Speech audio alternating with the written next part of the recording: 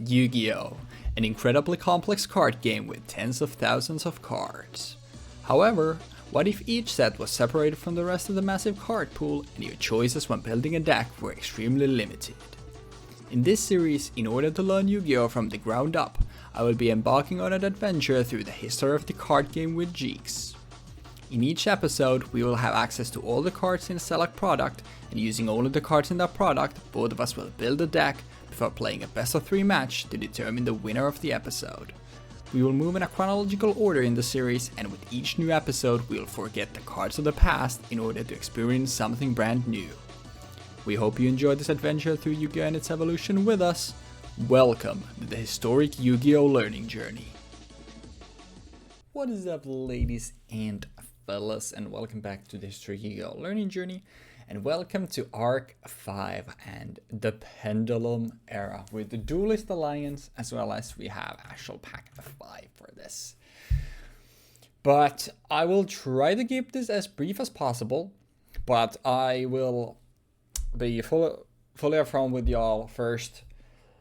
Duelist Alliance is one of, if not the single most influential sets and iconic set in all of Yu-Gi-Oh! This set introduced so many insanely powerful archetypes, in addition to being the first set to introduce pendulums into the game. So this was going to be a doozy, but I will try to keep it as brief as possible. We won't talk about individual archetypes or individual cards. We'll just talk about some archetypes, but there are a lot of good ones here, so that's why to cover this in a bit more detail. But this is the era of Yu-Gi-Oh! That is the most foreign for me. I have never played a pendulum deck in my life, and I know like very little about Arc 5, but I know there's a bunch of banger sets, so I'm looking forward to that, and it's pretty exciting to get to experience that. And we'll also have a board for Master Roll Forward, courtesy of Dueling Book, luckily. But let's delve deeper into Duelist Alliance. So I guess it makes the most sense to cover it here if somehow you don't know about the mechanic. Pendulum monsters are monsters with both a pendulum effect, which makes you activate them on one of your scales as a spell, and then the monster effect. And you can set 2 scales, and let's say you set Dragon Warhead or Flash Knight as your 2 scales. You now have a scale of 3 and a scale of 7. So once per turn you can then pendulum summon, which means that as many monsters as possible from your extra deck and your hand that fit their levels, fit between the scales, which means in this case would be 4, 5, and 6. You can just special summon them on the board. It's very powerful. So yeah, let's go through the deck. So first and foremost, we have Odd Eyes here. Odd Eyes becomes an archetype. It's Odd Eyes, Performer Pals, Perform Mages. Like Performa Odd Eyes are like kinda the, if I understand correctly, like was it Yuma, or was Yuma in Zexal? I don't remember the main character's name. I haven't seen the show at all. But as far as I know, like they're like the main characters archetypes, so they kind of go together. Then we also have Super Heavy Samurai introduced here. They're a series of monsters that they basically don't want you to have spells or traps, and they care about their being on defense and using their defense stat. So Teller Knights, one of the more powerful ones, an incredibly good swarming archetype, able to put a lot of extra monsters on the field. Shaddolls, a slow, like more controlling archetype focusing on flip monsters that also have effects when they get sent to the graveyard by a card effect. They're a fusion archetype, so obviously being sent by their fusions triggers their card effect stuff. So, and they have varying like different attribute synergies with their fusions, as we'll cover in a little bit. Yangzing, also here, Yangzing, I'm not really sure about the play style myself, honestly, to be completely frank with you, but Yangzings also get introduced here. More artifact stuff here, as we've already seen.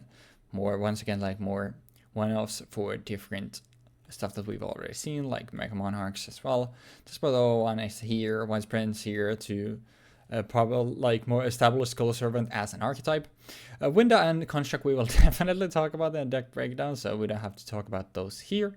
We also have some Sinkers here for Yangzing and also Samsara as just a generic level 5. Then we have Daltros as an Xyz for Talonites, and Cassell being one of the longest lasting and better like toolboxy extra cards. XYZ monster takes 2 level 4, so completely generic rank 4, where you can detach 1 to Book of Moon something on the board.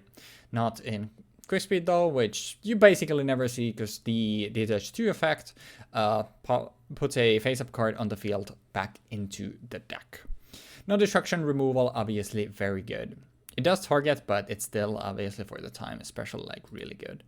And Duelist Alliance is also when we really enter the era of archetype. Like I feel like this is also a turning point where Hat was obviously, as the name suggests, hand artifact trap tricks, like just a mixture match of these like different controlling archetypes.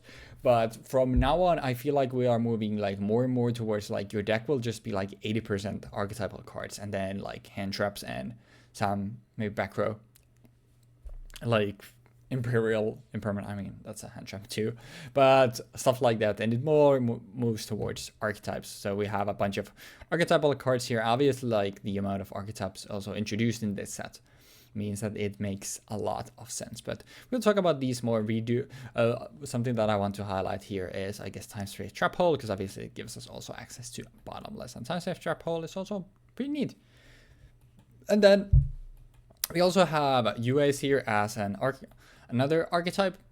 I feel like a lot less relevant, especially when compared to stuff like Talonites and definitely later Pepe.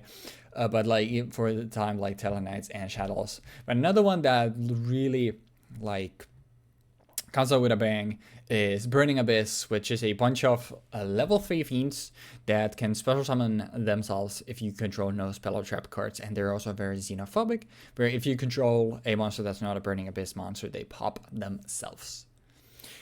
Lots of powerful effects, and we'll definitely see more of BA in the future. We also get like some Lightsworn support here as well. A lot of Legacy Archetype get like a single card here, and then like I said, like introduction of just a bunch of really powerful new archetypes just makes this an absolute banger of a set. And then for the Extra Pack 5 that we have with us, like highlight cards here, Gaga Cowboy is pretty good. Vampire of Duality is here as well. Lockhart Trooper. If you're playing something like Lightsworn, maybe even like PA, like that could work there. We have more stuff here for ritual stuff if you want to go that route. Stuff for plans. Book of Moon just is still a pretty good generic quick play spell. But the highlight definitely is Duelist Alliance itself. And there are so many things you can do with this set. It's frankly just super cool. But sorry for the lengthy breakdown. Like I said, one of the more influential sets ever released in Yu-Gi-Oh! So I feel like it's warranted. But regardless, hopefully you enjoyed the set breakdown, and I will see y'all in the deck building sections next. Okay, so I am currently sick, so I apologize in advance for my voice being fucked and also for any sniffles that you might hear. We're doing Duelist Alliance. Duelist Alliance is, as we probably mentioned multiple times in the lead up to this, and we will mention most likely during the duel itself and any point afterwards. But Duelist Alliance is kind of an inception point in the history of Yu-Gi-Oh! Where the game kind of becomes closer to what most people would probably refer to as modern Yu-Gi-Oh! At this point, Hat is super strong, but like slightly after this, there will be decks in the game that are just supremely oppressive, and that slow defensive or slow controlling strategies like trap tricks don't really have a good out for. Namely speaking about things like towers, for example, or the infinite recursion that is pretty much shadows. Like, you will not be able to compete with them in the long run. Wait, and there's of course these motherfuckers. Sir Malbranch of the Burning Abyss. Burning Abyss is one of the... I'm gonna say one of the most popular archetypes in the game, because it is one of the most like represented archetypes in Top Cuts, if I remember correctly. Might not be true anymore, considering that my information goes to like to 2017 or something like that right now. But Burning Abyss is extremely popular and has been for a really long time, and it has a lot to do with the fact that this deck is solid. Like, the archetype has really solid monster effects, really solid like recovery, really solid floating, and is just generally kind of capable of flexing and stretching itself to multiple different like places. So every single Burning Abyss monster has the effect of, if you control a monster that is not a Burning Abyss monster, destroy this card. That's state-based. You do not activate anything. That does not activate, it just dies. A state-based action, pretty much. You can only use one of these effects of any Burning Abyss monster per turn, and only once that turn. Like, specifically, every single Burning Abyss monster can only use one of the following effects per turn, but each of them can use them once per turn. Sorry, that was really poorly explained. If you control no spell trap cards, you can spell summon this card from your hand. So if you summon it from your hand, you can't no longer use its second effect. If this card is sent to the graveyard, you can target one Burning Abyss monster in your graveyard, except Sir Malbranch of the Burning Abyss, and special summon it. So, important to note, it says if this card is sent to the graveyard, which means that, as you might have already like sussed out, this deck is really strong. It's not from the field to the graveyard, not from the deck to the graveyard, not from the hand to the graveyard, it's to the graveyard. In general. Foolish Burial, Shaddoll Fusion, literally any card in the game that just mills a card as not a cost. No, sorry, even as a cost, yeah. These things are really good, really strong. Then we have another really strong archetype that saw a lot of representation up until this point, but I feel like Lightsworns don't really get that much play after a certain period of time. I don't really remember when that was anymore, but like during 5Ds, during Zexal, they're still fairly strong. Judgment Dragon can still wipe a field, and you can still get to the point where you can draw into Judgment Dragon, and you don't mill yourself to death every single game. We have Fearless Lightsworn Archer. Kind of a normal summoned or set. Must be special summoned by a card effect. If this card is sent from the deck to the graveyard by a monster effect, special summon it. You contribute this card, then target one monster your opponent controls and destroy that target. Then send 3 cards from the top of your deck to the graveyard. Important note, it is monster effect. So, if you have a spell, for example, Church of the Light Brigade, or Solar Recharge that does it, or Shaddoll Fusion, it doesn't work, which kind of sucks. But there's another card in this set, which is Dante, that also sends from the top of the deck, but that's a cost, so that doesn't work either. So, Fearless, unlike Wolf, is kind of clunky. Like, Wolf will always come back. Wolf will, every single time Wolf hits the graveyard from your deck, he will come back. But Fearless needs to be sent by monster effect. Then we have Graph, again, Burning Abyss stuff, and then if this card is sent to the graveyard, you can spell summon one Burning Abyss monster from your deck, and except for Graph. Yeah. Then we have Nefarious, Archfiend, Eater of Nefariousness, which is in here to give me access to Archfiend and Eater. And Nefarious, if Nefarious was a card, like a thing that existed. But I think this is like one of the 4 cards in the entire game with Nefarious in their name. But yeah, it has the effect of, you can only control one of these. If you control a spellcaster monster, you can special this card from your hand, which we do have a spellcaster. And then once per turn, during your opponent's end phase, if this card, actually we have multiple, because I think Falco is one. Yeah, Falco is one. If this card is in your graveyard, you can target once per turn during your opponent's end phase. If this card is in your graveyard, you can target one face of monster you control and destroy it. If you do, special summon this card. Overall, I think this card can be kind of good if I happen to draw into it. Currently, there's an issue with the fact that I can't summon it easily due to it being an earth instead of a dark, but that's whatever. Plague Spreader Zombie. If this card is in your graveyard, you can place one card for... Why am I reading out Plague Spreader Zombie to you guys? You guys should know what Plague Spreader does at this point. Scarm, Malbranch of the Burning Abyss. This is one of the... Well, honestly, these 3 Burning Abyss cards are really strong. Like, you can already kind of run your deck with these. But later on, the Burning Abyss cards that we end up getting are more versatile, and there's also a lot of really good support cards for rank level 3 monsters specifically, like level 3 Fiends, Dark Fiends.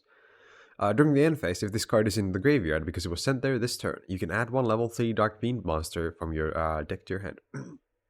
So, for example, level 3 Dark Fiend, level 3 Dark Fiend. And then there's also Fiendish Rhino, which we have not seen yet, but it has the effect of field monsters you control, except Fiendish Rhino, cannot be destroyed by battle or card effect. So this is a really important effect later on for Burning Abyss because the fact that they cannot destroy themselves with their own effects. It's not. It's a state-based action in the sense that like it just happens, but it's not a state-based action in the sense that you can't prevent it. It's essentially like their destruction effect is essentially a state-based action. It does not start a chain. It cannot be chained to. It doesn't trigger like how a normal trigger effect would trigger. It is simply a effect that can be prevented. It's odd, but yeah. Phoenix Rhino Warrior. I don't even know when this card comes out. I think it's like New Challenger, so Secrets of Eternity. Hopefully, we get Burning Abyss stuff in there as well. Then we have the other big archetype that I'm going to be playing in my deck. Well, one of the four archetypes that I'm playing. Wait. Wait, we have Shadow Dragon.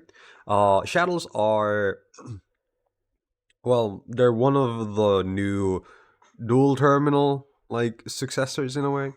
Like, I think, this set has Shadows and Tellar Knights, and then it also has Burning Abyss in the TCG. But later on, we're gonna get some more cards that are like more, not more referential, but like that build on the lore in relation to Tellar Knights and Shadows and everything else a little bit more. This is Shadow Dragon. I don't actually know which card this is supposed to be originally, but it has the effect of you can target one card your opponent controls and return it to the hand as a flip effect. If this card is sent to the graveyard by a card effect, you can target one spell trap on the field and destroy it. You can only use one Shadow effect per turn, and only once that turn. It's a level 4 spellcaster flip monster. Then we have Shadow Falco, a level 2 spellcaster flip tuner. And this card already, like, this looks more familiar, I would assume. I played Gustos. We know what a Falco is, right? You know, poor little fella.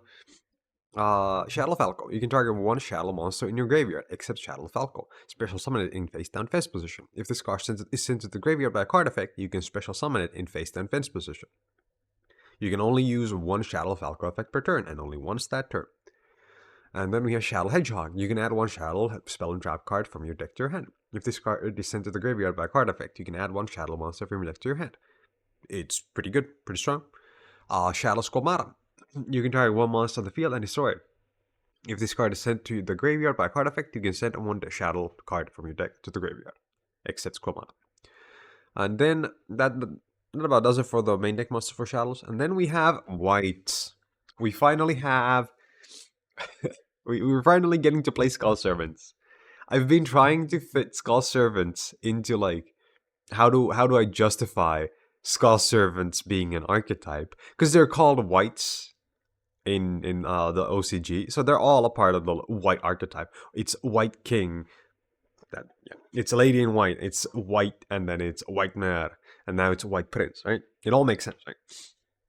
But the thing is, because Skulll Servant is called Skulll Servant, technically Skulll Servant isn't a part of the archetype that he belongs to if we go by the naming convention rule. But now that we have cards that specifically search for and interact with, like, most Skulll Servant, like, this is so annoying. If this said you can send one white card and one Skulll Servant from your deck to your graveyard, I think that would already be justification enough for this to be an archetype, but we're gonna have to figure this out at some point. But yeah, Time Space Trap Hole is the next card. Actually, I should explain what White Prince does. If this card is sent to the graveyard with any effect, you can, or anything in general, you can send one Skulll Servant and one Lady in White from your deck to from your hand or deck to the graveyard, and you can banish two Skulll Servants and this card from your graveyard to special summon one King of the Skulll Servants from your deck, and this card's name becomes Skulll Servant while in the graveyard. So it's another way of filling your graveyard with Skulll Servants, and it's arguably, like, the best form of it. I don't actually know what White Princess does or what White Bacon do, but, like, White Prince, when it came out, really made me feel like, wow, Skulll Servants can do things now. You can actually, like, I had been playing Skulll Servants as a joke before White Prince, and then when this came out, I was like, this actually kills shit. Like, no, not kill shit. It actually enables shit. I can actually get out a King of the Skulll Servants. I can play a deck that has a gazillion cards. As long as I hit a single one of these, I can enable us King of the Skulll Servants play. And I can use that for either maybe just swinging things over if I have enough of the materials in the graveyard, or if I don't, I can just use that to then maybe Synchro Climb. I just have another tuner on the field, I go into another card, and I then bam, bam, bam, you know, the usual. Overall, I think White Prince is a really cool card, and I'm really glad that I managed to fit him into a deck where I can play 3 other archetypes that like having graveyard or like sending shit to the graveyard. Like the time space trap hole. When your opponent spell summons monsters from your hand or extra deck, shuffle that monsters into the deck, and then you lose 1,000 life points for each return monster. Yeah. So this card is it's kind of good. Like when you think about it, if you're gonna be playing against pendulums, this card is pretty good because they don't go to the graveyard. They don't get sent back to the extra deck. They just like if your opponent summons 5 pendulum monsters, you shuffle all 5 into the deck, and then you burn yourself for 5,000. But that's still a big deal. That's really good. Shaddoll Fusion. Fusion summon 1 Fusion monster from your extra deck using monsters from your hand or field list material. And if your opponent controls a monster that was special summoned from the extra deck, you can also use monsters in your deck as material. That second effect specifically is fucking nuts. Holy shit. I can't imagine that I still can't believe they printed a card this strong for a set, like an archetype's first fusion spell. Like, this card enables my entire deck. I sure I have to like draw into it now because I don't have any ways of really searching for it, but I have ways of like milling everything else out, and I have other ways of like getting that card back. I'm kind of thinking if I had Core in here, Core would probably be a good addition, because then I could get Shaddoll Fusion back when I mill it. When I mill Core, for example, or when I have Core be sent from the field to the graveyard. But either way, I think overall this card is like the centerpiece of the whole deck because it enables me to dump Skulll Servants and Lightsworns along with Burning Abyss and Shadow monsters in the graveyard. I get to trigger multiple different effects, and I get to do a lot of bullshit. Raiden, Hand of the Lightsworn. One of the cards from the structure deck that we have not yet seen, which will be the next episode from my understanding. During your main phase, you can send the top... This is like... Honestly, this is my favorite Lightsworn card. Alongside Raikou. Like, these two cards are what I think of when I think of Lightsworn. Raikou is what I think of when I think of... like 2010s, like early 2010s, before like midway through Zexal, and well, actually like 5Ds Zexal, like in between that period of time. And then Raiden is what I think of when I think of Lightsworns now, because of the like not even now, but like Lightsworns from 2014 onwards. During your main phase, you can send the top 2 cards of your deck to the graveyard. Then, if any Lightsworn monsters were sent to the graveyard by this effect, this card gains 200 attack until the end of the opponent's turn. You can only use this effect to Raiden, Hand of the Lightsworn once per turn, and once per turn during your end phase, send the top 2 cards of your deck to the graveyard. Raiden is also a level 4 tuner. That is very important. This thing is a fucking beast, like legitimately speaking. It's crazy. White Mare, this card's name becomes Skulll Servant while in the graveyard. You can discard this card, you then activate one of the following effects. Target one of your banished Skulll Servant or White Mare monsters, or White Mare cards, and return it to the graveyard. I feel like I should probably be playing 3 of these, but I ran into an issue where I couldn't fit all the stuff I wanted into the deck. So, target one of your banished Lady in White or King of the Skulll Servants, and a special summon it. 3 Skulll Servants, 3 Lady in White. Face of level 3 or lower zombie monsters on the field, except Lady in White, cannot be destroyed by battle, and also are unaffected by spell trap cards and effects. Wolf cannot be normal summoned or set, must be summoned by the card effect, and if this card is sent from your deck to the graveyard and special summon it, basically any single card I want can send it to the graveyard, and bada bing bada boom, I get a 4. I might even be able to synchro climb using that. Like, if I get like Wolf and Plague Spreader out somehow at the same time, and then I summon Window somehow, I bada bing bada boom, Star Eater, Sweet Swoop. Raikou, Lightsworn Hunter, I don't think we need to talk about Raikou. Lumina, discard 1 to summon Lightsworn and King of the Skulll Servants. The original attack of this card is the combined number of King of the Skulll Servants and Skulll Servant cards in your graveyard. When this card is destroyed by battle and sent to the graveyard, you can banish one other King of the Skulll Servants or one Skulll Servant from your graveyard and special summon this card. This card is kind of a scary monster when it hits the board under the right conditions. You can say that a lot about you can say that about a lot of cards, in the sense that, like, if the game is in the right, if Mercury is in retrograde and all the planets align, this card can't be broken. But like for King of the Skulll Servants, is if you have 5 Skulll Servants in the graveyard and you go like boom 5k, I'm gonna swing now. If your opponent doesn't have anything for that in that moment, it's probably gonna steamroll him or anything that he has on the field. Solar Recharge, discard one Lightsworn monster and draw 2 cards, then send the top 2 cards of your deck to the graveyard. Important note, in this, discarding the Lightsworn monster is the cost and sending is a part of the effect. Therefore, the effects that require for them to be sent by card effects, such as the Shaddoll monsters, do trigger off of Solar Recharge. And as for Charge of the Light Brigade, send the top 3 cards of your deck to the graveyard is the cost. Therefore, you do not get the effects that trigger off of getting sent by a card effect. Yay! Anti-synergy.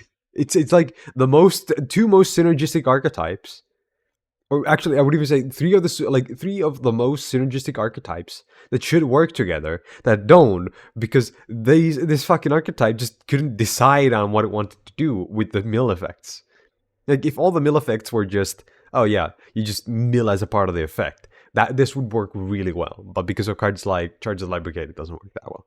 Most of the cards are like, for example, of course, every single one of them has a mill effect, other than like Wolf. But Raiko isn't a cost, and Lumina isn't a cost, and Raiden isn't a cost. So the only one that really is Charge of the Light Brigade. And then, of course, there's one card of the extra deck that I kind of wish was not a part of the cost. But yeah. Card Trooper. Choose 1 to 3, mill that many cards, gains attack 500 by times the number milled, and then if this card is destroyed sends it to the graveyard, draw 1 card. Judgment Dragon, if you have 4 or more Lightsworn monsters with different names in your graveyard, so 1, 2, 3, 4, and I guess 5, yeah, 5, yeah, and then we have Michael as well, but I think overall, I'm not going to get Judgment Dragon out, and that's why it's in the side deck. Third copy, Aluminum, Silent Honor Arc, 3 Book of Moons. I think Book of Moon could be really useful because of Winda and Construct. Specifically Winda, because flipping Winda face down is a big deal. It's a big deal. Especially like if you're playing, if I'm playing against like actually flipping my own Winda might be sick. Now that I think about it, if I summon my own Winda and then I do oh my god, I'm so fucking stupid. MST for like a single copy of MST in case there's something that I want to pop, like let's say Pendulum Scales. Like, I know this is a 60 card deck, so odds of me hitting my one-offs are like non-existent. And that's why I've minimized the one-offs to like, I'm playing this card to have access to Bottomless, and then I didn't even put Bottomless in the main deck. But yeah, then we have Bottomless, Time Space, L Shaddoll Construct. 1 Shaddoll monster, 1 light monster must be fusion summoned. If this card is spell summoned, you can send 1 Shaddoll monster from your deck to the graveyard at the start of the damage step. If this card battles a spell summoned monster, destroy that monster. And if this card is sent from the field to the graveyard, if this card is sent to the graveyard, you can target 1 Shaddoll trap card in your graveyard and add it to your hand.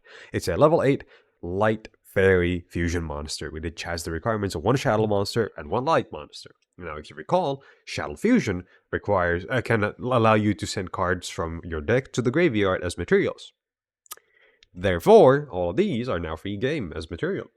So Wolf will get himself out on the field. If you just go Shaddoll Fusion, you dump Wolf and you dump some Shaddoll monster, you get Construct out, you summon Wolf, you activate the whatever the effect is that you triggered off of the Shaddoll monster. Let's say you summoned let's say you dumped Skomata, then you summon then you dump Hedgehog, you add Falco, you normal Falco, you make a 6, for example. I don't have 6s in here, which is kind of a problem, but that's an example of a line of play that does exist and that you could do.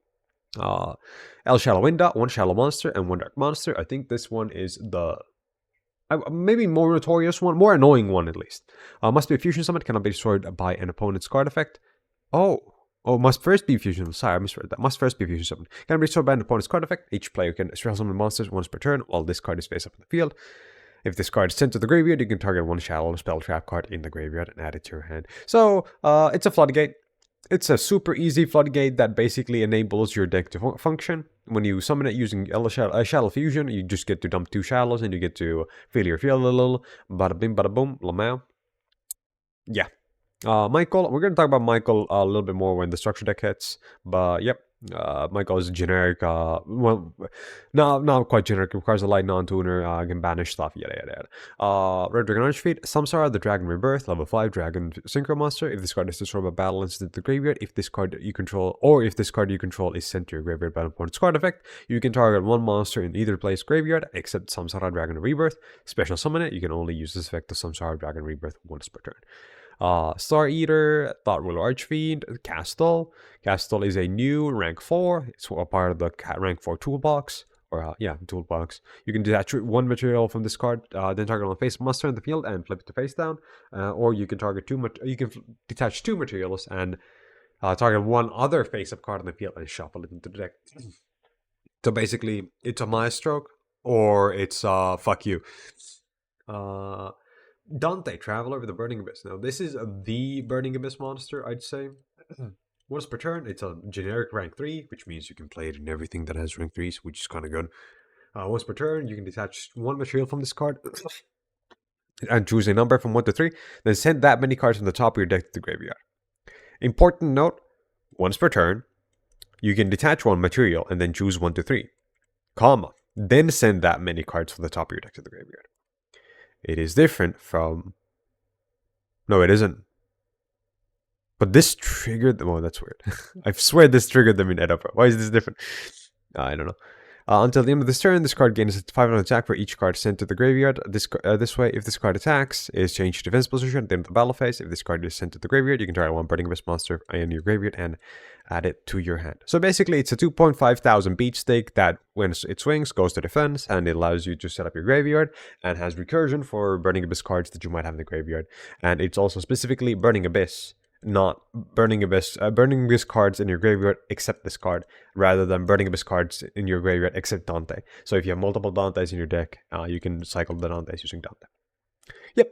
Sunliner Arc, again, rank 4 toolbox. Golem for a rank 3 play that I can probably use to swing over shit.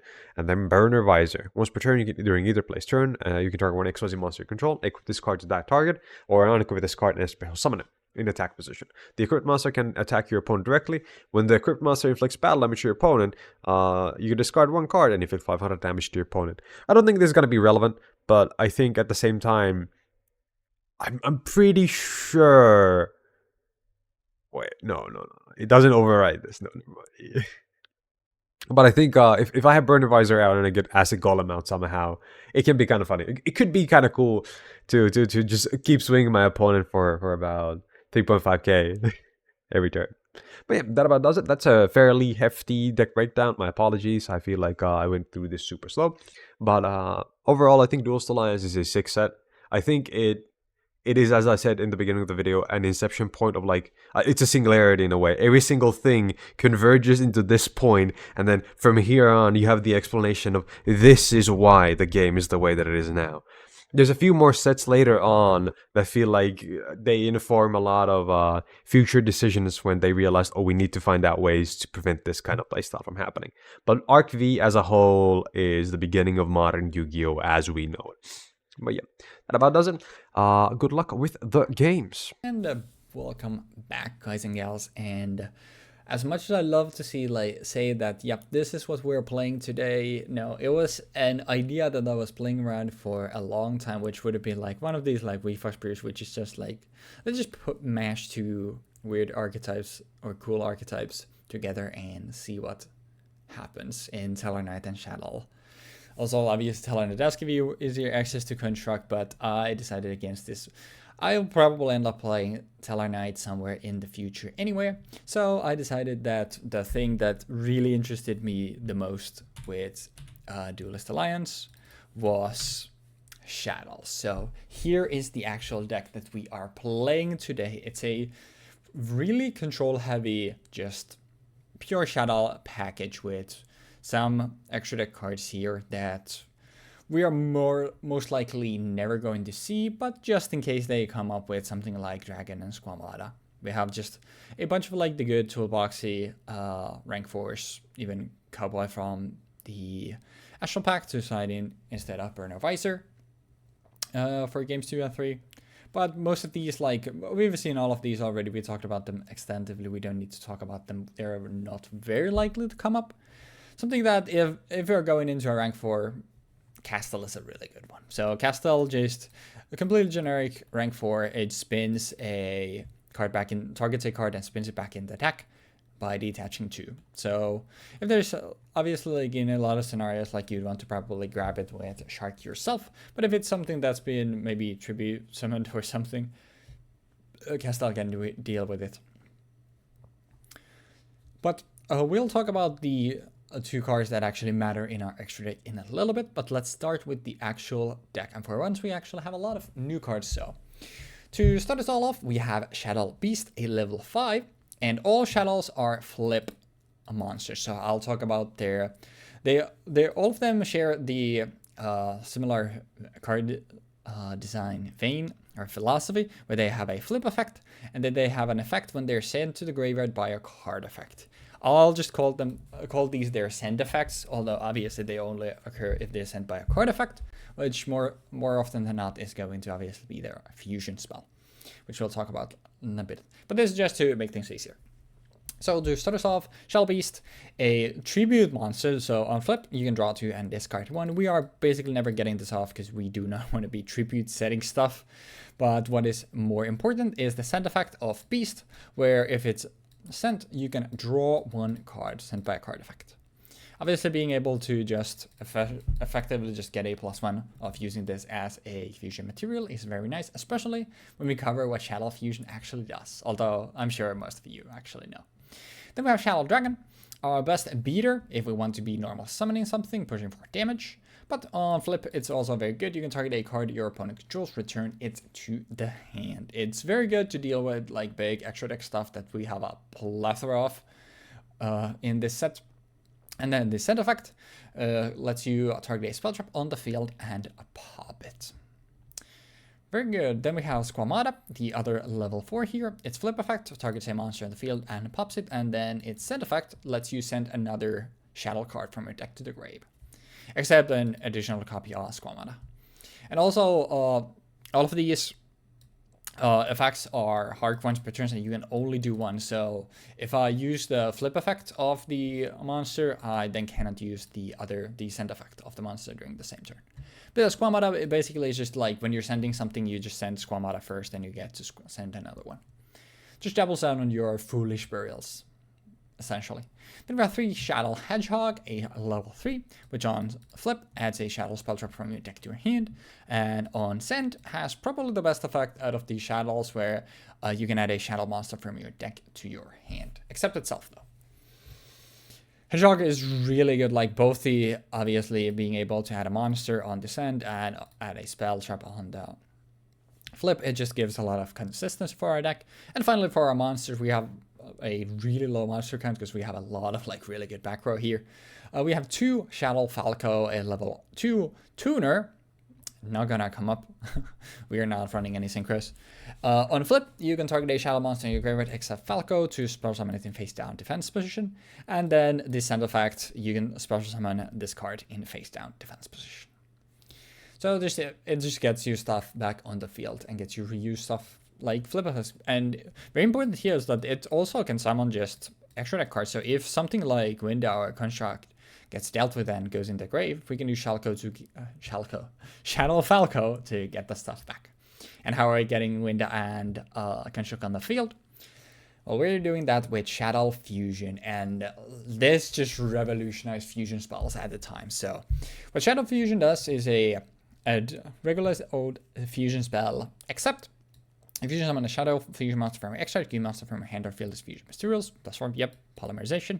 But if your opponent controls a monster that was special summoned from the extra deck, you can also use monsters from your deck as fusion materials, and you can only activate 1 per turn. The being able to fusion summon using materials from your deck is insane. And basically, losing no stuff from your hand, not having to have that stuff on your hand just by your opponent having an extra deck monster, makes Shaddoll Fusion so incredibly good. And this is also why all the send effects are so good, because let's say like we just Jeexx turn 1, he puts something out from the extra deck, then it's our turn, we use something like Beast and Hedgehog to go into Winda. We don't lose any cards from our hand, we just use these cards from our deck, and actually additionally we also get to add a Shaddoll monster from your deck to our hand and draw a card. It's just so insanely good. What's a lot less good in a lot of cases is Curse of the Shadow Prison, the Shaddoll field spell, where each time a Shaddoll monster is sent to a graveyard by a card effect, you place a spellstone counter on this card for each sent monster. And then all monsters your opponent controls lose 100 for each spellstone, 100 attack for each spellstone a counter on this card during your opponent's turn only, not during your turn. And then the more important part, each time you use Fusion Summon a Shadow Fusion monster, you can remove 3 spells on counter from this card to use one of your opponent's phase of monsters as a fusion material instead. Like, let's say I'm going for a Construct and Jeexx playing Tellarknights. I can now use Shadow Fusion to use one of my Darks, and then Jeexx's Tellarknight by removing 3 counters from Shadow Prison. And thus, this also works as removal. Obviously, it's also insane in the mirror, because it means that it says each time a Shadow monster is sent to the graveyard, it doesn't matter whose graveyard. So in the Shadow mirror, this also gets insane amounts of counters. I don't know what Jeexx is playing though, so we'll have to wait and see if that comes up. And then finally, for our spells, we also have 3 MST. It's just still a staple, just being able to pop spell traps, especially now when we have access to trap holes and other good stuff. It's pretty damn good. Then for the traps, which we have a lot of here. First and foremost, we have Shaddoll Core, which is a trap which you spell summon as a monster. It's not important really, but the thing here is if summoned this way, you can substitute this monster for a fusion material that lists an attribute on a Shaddoll Fusion monster card. And as you can see, we have no light, so without Jeexx playing a light focused deck and us having Curse of the Shadow Prison with at least 3 counters, we actually can't go into Construct, which is the probably more powerful fusion. So of course our way of getting Construct on the field. Obviously, being a trap, we have to wait a little bit, which is unfortunate. But the thing that's also nice about the Shaddoll traps also present in core is if it's sent to the graveyard by a card effect, you can target a Shaddoll spell trap in your grave, except Shaddoll Core, added to your hand. Which means that most of the time we are using this to fusion summon, which means it's then sent by the fusion, which means it immediately gets us back as our Shaddoll Fusion. So we're always going to have access to Shaddoll Fusion thanks to core. And it also gives us the attribute, so that's why we're maxing out on it. Then we have Sinister Shadow Games, where you send a card from your deck to a graveyard, and then you're going to change any number of face-down defense position Shadow monsters you control to face-up defense position. And obviously this essentially counts as you flip summoning them, which activates their flip effects, which is obviously very good. It's a Foolish Burial and a, activate all your flip stuff in one. So it being a trap doesn't really matter. It's still incredibly good. There are 2 Chain Dispel. This was sort of just me filling in space. When the spell trap is activated, you destroy all cards in the controller's deck with the same name as the activated card.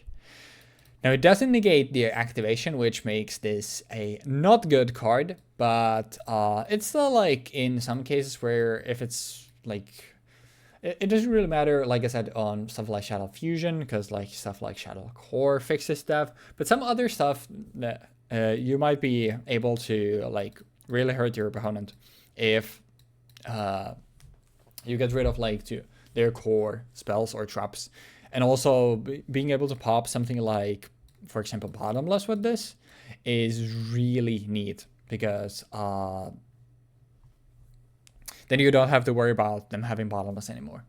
But mostly it's here to give us the chain name, but probably still sliding out of it in Games 2 and 3, unless Jeexx is playing something like super back row heavy. We do have a 3rd copy here for those moments as well. And then we have 2 Time Space Trap Hole, 3rd one in the side as well. When your opponent special summons a monster from the hand or extra deck, you shuffle the monster into the deck, then you lose 1,000 for each returned monsters. This being able to prevent basically anything because it's hand or extra deck is neat, but obviously life point costs always going to be something to worry about. But we don't have a lot of stuff here that costs us life points, and we want to be playing these low control league way anyway. So being able to push them back and consider our life total that way, probably just paying 1,000 is nothing for that. Bottomless Trap Hole, we've seen it a million times already. I don't have to talk about Bottomless anymore. Void Trap Hole, 3rd one in the side as well. We have 2 in the main. When your opponent special summons a monster with 2,000 or more attack, negate the effects of one of those monsters with 2,000 or more attack, and if you do, destroy it. We're at a point where most of our extra stuff is all going to be absolutely massive. So Void Trap Hole, obviously dealing with that stuff often is really neat. And finally, for our main deck, we have 2 Fiendish Chain. We have 1 more in the side as well, where we negate and negate a monster and prevent it from attacking. Basically, make something useless unless Jeexx wants to use it for stuff like extra deck plays. Obviously very good. Effect negation, it's good. I don't have to tell you that effect negation is good.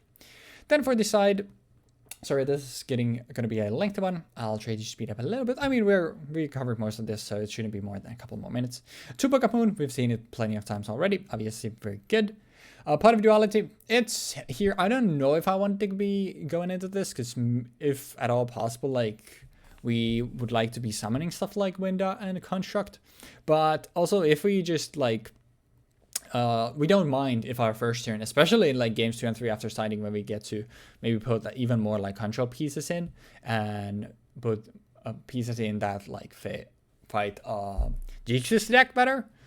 A Pot of Duality is going to be actually nice. Like, being able to, like, your turn one, maybe, like, set Hedgehog, set, like, 3 different holes in the back row, send Pot of Duality. Actually pretty nice.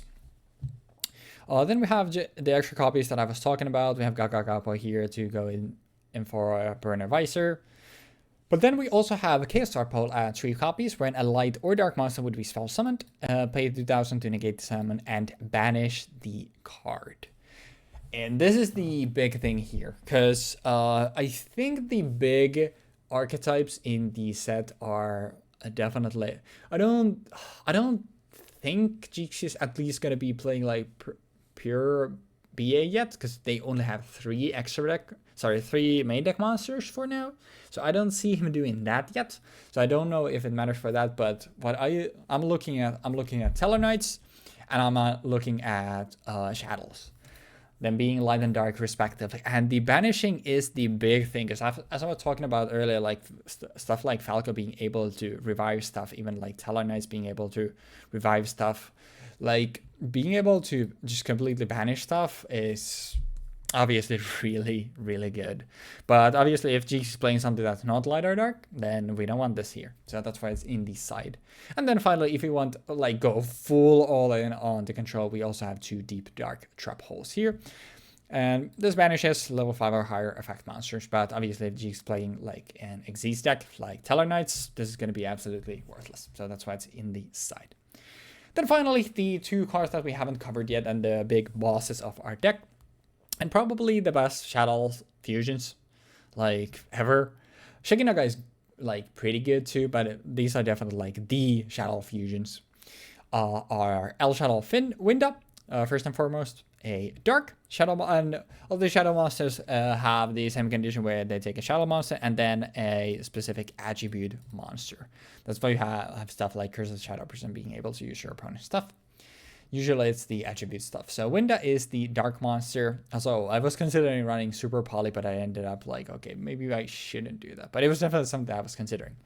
But Shadow Winda cannot be destroyed by your opponent's card effects, and each player can only special summon monsters once per turn while this card is face on the field.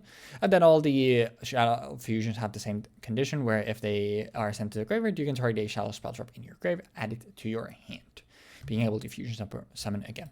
But Winda is here to slow your opponent down, like prevent them from doing stuff, and even like being able to protect itself from stuff like card effects. Obviously very nice, because it means it's immune to stuff like Bottomless.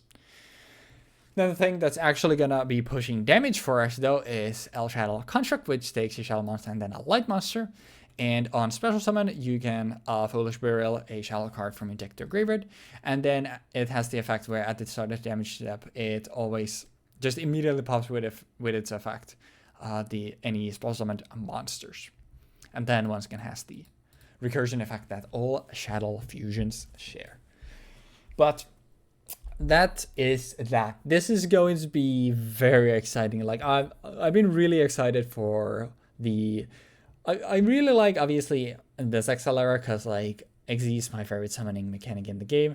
But I think in kind of the same vein, I've been pretty excited for Arc V, because it's, like, completely new territory for me. Obviously, I'm not playing a Pendulum deck yet, but it shouldn't take too many episodes before we get into the Pendulums. So looking forward to that because it's just going to be a whole different thing. And I just feel like this just being the time where we actually start shifting into archetypes, which is the thing that I really love about Yu-Gi-Oh! Obviously very cool to me. And I think this is a like solid deck, and it'll be interesting to see what Jeexx has brought today because there's a lot to choose from for sure. Bro, I'm going to be so pissed if it's a Shadow Mirror to start us all off, but we shall see. All that being said though, thank you for watching the deck breakdowns, and I will see y'all in the dueling zone next. What is up, ladies and lads, and welcome back to Historic Yu-Gi-Oh! Learning Journey, and welcome to Arc 5. Lost connection. The timing was so perfect. Yeah, welcome to Arc V, and we have now left behind us the Zexal era, which, given what happened in the last one, but probably for the best. It was unfortunate that it ended like that, but at least we now set a new rock bottom, and Venom has been triumphed over when it comes to the worst possible match that we could ever have. So yeah, but Jeexx, how are you feeling about us entering Arc 5? I think I mean, you definitely know more about it than I do, because this is the era of Yu-Gi-Oh! To me that is just like, absolutely, I know nothing. Yeah, like this is around the time when we actually started running locals here. Like this is like cool. 2 years after this, around like 2014, early 2015 is when we started running locals weekly. Like not tournament, of course, but like people just started dropping by and we just started playing games. And that's overall where the level of play for myself and like Cloudy started going up a bit. And we started seeing more interesting decks because we had more people to play against, of course. So I have a lot of not really intimate knowledge towards this like era because most of the people, certain not quite surface level either, but like it's like I've played during this era. I've actually played against more people than just Cloudy and more people than just like people on Dueling Book. I've actually played in person, and I've not got to big events, but I've actually organized events for this era. And damn, like yeah, all this culminates into me having some nostalgia towards Arc V, even though I'm not a particular fan of the majority of Arc V, mostly because the fact that pendulums are a thing. Yeah, it's the... I mean, it's kind of a cop-out for me to say, like, it's my least favorite summoning mechanic, because I don't think I've ever in my life played a pendulum deck.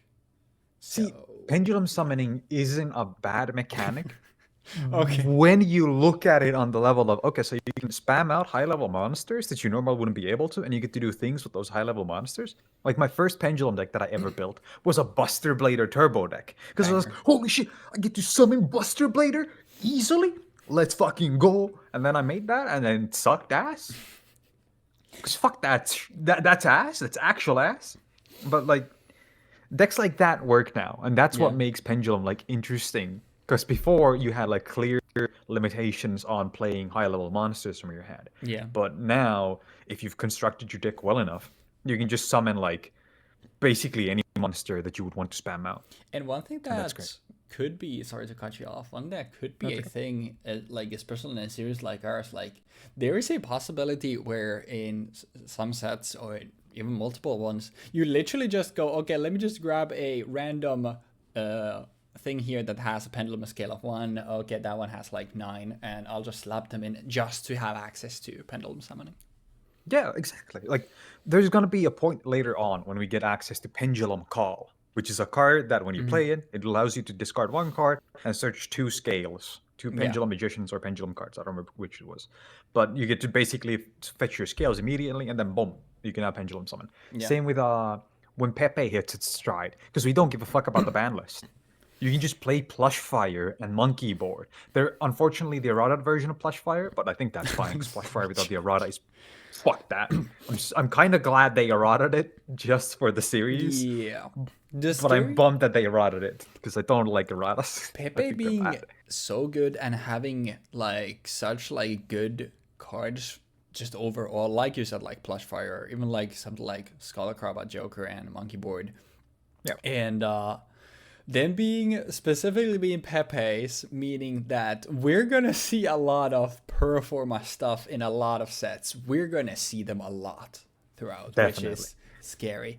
And also one final thing. Oh, Jeexx has 60 cards in his deck. Interesting. One final thing before we get started. I guess I can do this because it helps actually visualize it. I know like for a while now we've been like, okay, we play with modern rules. And like we played like with Master Rule 5 and stuff like that, but we haven't really had to worry about that stuff yet. But for the Arc V era, we're going back to, because it would be kind of weird to play in the so-called modern board for this. So thank you for Dueling Book for actually having the classic mode. So we're instead gonna use this because obviously like in some cases it definitely might come up where you're actually just by using your pendulum scales, you're now down to spell trap zones and also like the extra monster zone. Not serving a purpose here, really. I mean, in a way it did, because like in the past, like we could have had 6 monsters on the board. Now we can't do that.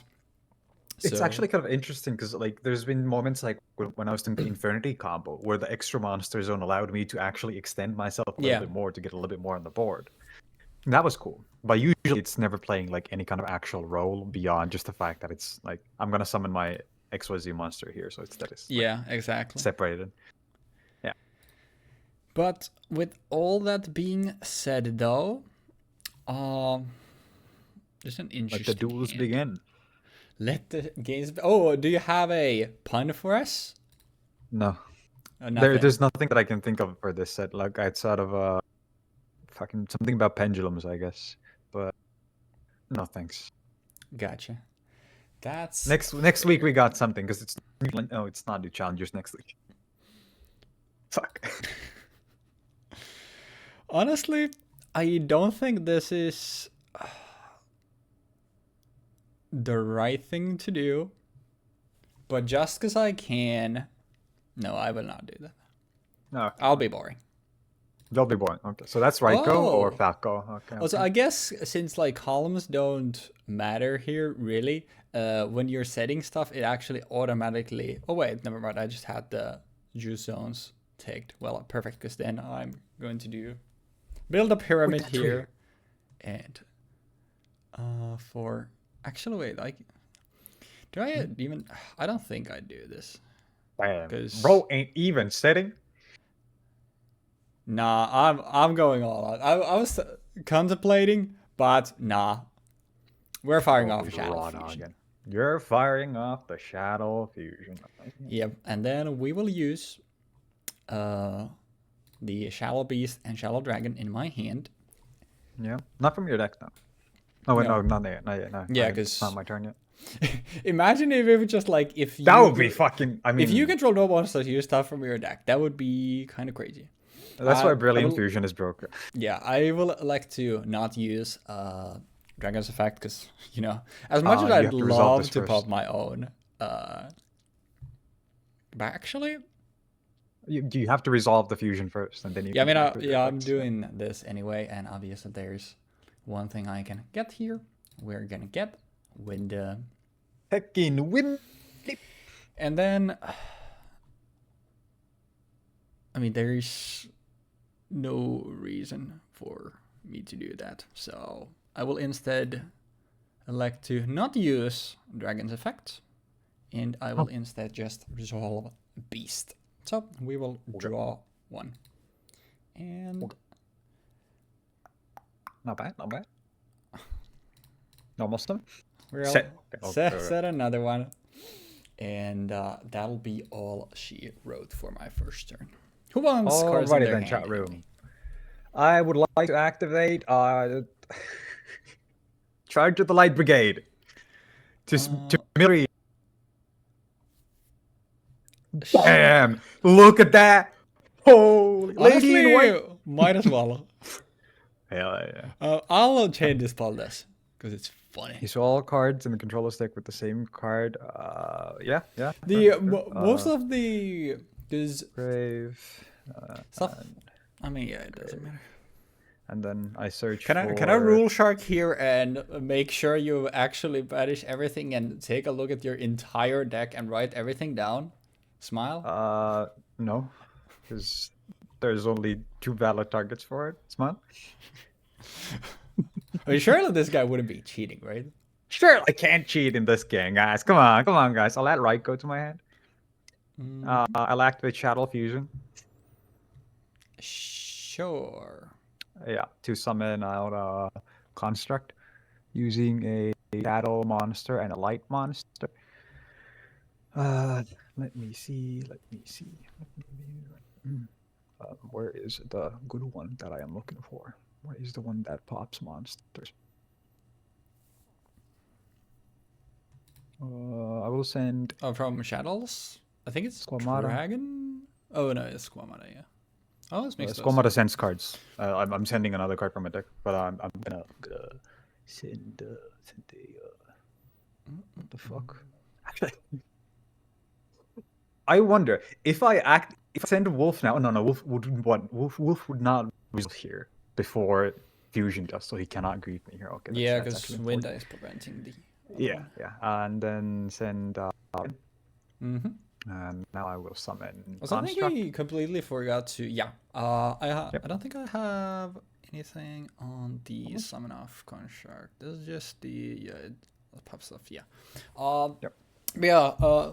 One thing that I guess it's like worthy of noting for Duelist Alliance is that it's genuinely just one of the strongest sets they've ever done in Yu-Gi-Oh. Like the entire game changes after this set. Yeah, that's just how strong it is. It's not just for pendulums. It also feels like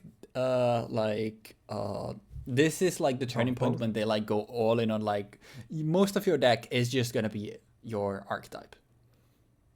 Yeah, I'm gonna resolve both effects by the Squamata and Construct. Yep. So I will send a Dragon with Squamata. Dragon with Squamata, and then also sending is it any monster? No, it has to be a Shaddoll monster. Yeah, that's kind of sad in a way. Wait, do they even have a card? Because I'm pretty sure they had a card that popped. Maybe I'm forgetting something, but. Wait, what is the other thing that you're resolving? I'm resolving Construct, which has the effect of I can set a Shaddoll card from my deck to my grave. Oh yeah. Yeah, and then I send Hedgehog and Dragon. I would like to activate Hedgehog and then chain Dragon. Yep. I would like to pop monster and pop this one, and then sure. I'll chain it in response. Yeah.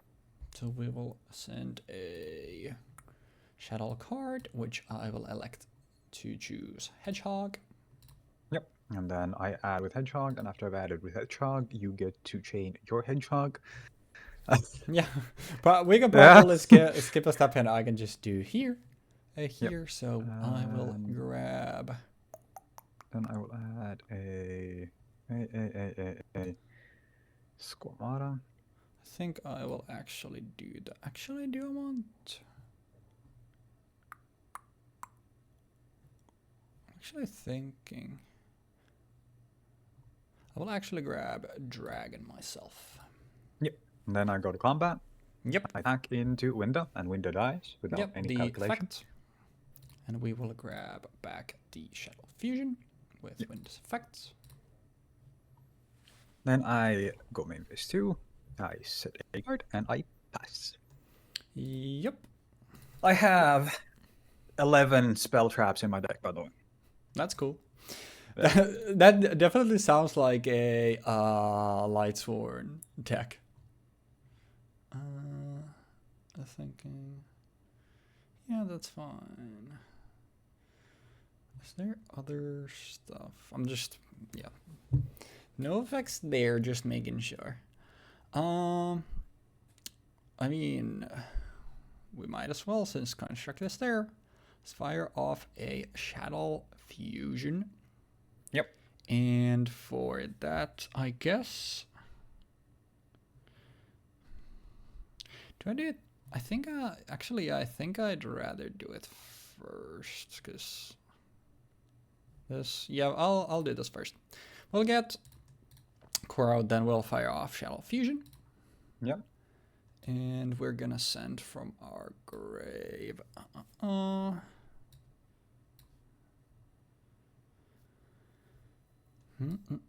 I guess. Does that do anything? Not really. Get something of this. At least you can afford to add another Shaddoll card. If you Sorry? want to. If you want, you can switch 4 into Construct, and you can guarantee to add Shaddoll Fusion back to your hand. That's kind of funny. Yeah, I'm thinking, what do I want to... I actually... Do I go for... I guess... I'll...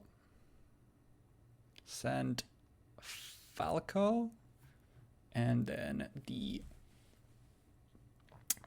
core to substitute core for, you guessed, construct, and then Falco summons itself back, and core adds back a Shaddoll card, but unfortunately it's only core there. Actually, would it? No, actually, wait, no, fusion would be there first. So you're right. Well, everything resolves. Like, everything resolves, and then the new chain starts. So Shaddoll Fusion will be in the graveyard. Yeah. So then I was like, I swear, because I did some testing. I did a couple test hands. I was like, wait. I was looking at stuff, and I swear I did this sequence. But yeah, core would be there. So no core. Fusion would be there. So we'll just grab the fusion. This is And it's it's in face down. And then I think I resolved everything. Yeah. Then come at me, bro. Then we'll do construct stuff. You can already see like we're not playing the same game anymore that we were before. And I think for this one, I think I actually send. Yeah, I'm actually gonna send Beast for this. Am I? No. I'll send Squamata, which allows me to send another one. I'll send Hedgehog for that. And with Hedgehog, I will add to my hand a Squamata. Yeah. Squadala. Then We normal summon? why would we normal summon? We normal summon? We don't need to normal summon anything. No, okay. Reset. I'm thinking though, I guess I could. Yeah, honestly, might as well. We'll flip summon. You can. Special summon this turn. Well, what did? Oh yeah, that's true. Actually, yeah. Okay, then everything's fine. We will. What is the set? I wonder. That's the thing. Okay, so let's go over what did I do last. I added Squamata and I added Raikou, and these are the two cards that you know for sure. Because the thing is that I actually. This is getting popped anyway, so it doesn't really matter. I think I'm better off.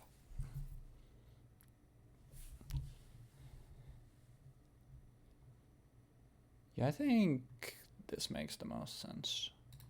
We will set. Yep. We will go battle phase, construct, pop with effect. Yep. Both die. And you'll get a thingamajiggy back. Both die. What was that? It dies. Yeah, I know. I pressed gray, but I was worried because I was like. Then we will get back the only target I have, which is core. Yeah. We will. I also think this is the right move to make because this way you prevent yourself from having to deal with me summoning using like construct. Yeah, the thing is actually. Yeah, I think this makes the most sense. Yep, that'll be all from me. Alrighty then. So standby main. I would like to flip summon Echo. What would you like to pop? I think I would like to pop the face down spell trap that you just sent. Sure. It is a core. I don't have legal targets, so it just goes to the grave. I would like to attack into this to check it. You need to send the top 3 on the flip side. Oh, yeah. Sorry, my bad. Oh, well, then we get to do stuff. I get to summon a wolf, and I get to activate the effect of White Prince, which allows me to mill 2 a Skull Servant and a Lady in White. Boom. And boom. There we go. And then I can banish from my deck, from my graveyard White Prince. I wanted to summon a King of the Skull Servants. It is a big deal. I must assure you. I'm assuming this is what you were. Yeah. This is the deck you were talking about. Like there was something that you wanted to play for a long time. Correct. That is in fact the case. Then I think I just kind of want to go for it because I wanna clear the board a little. That's gonna be even if I do that though. Can I somehow?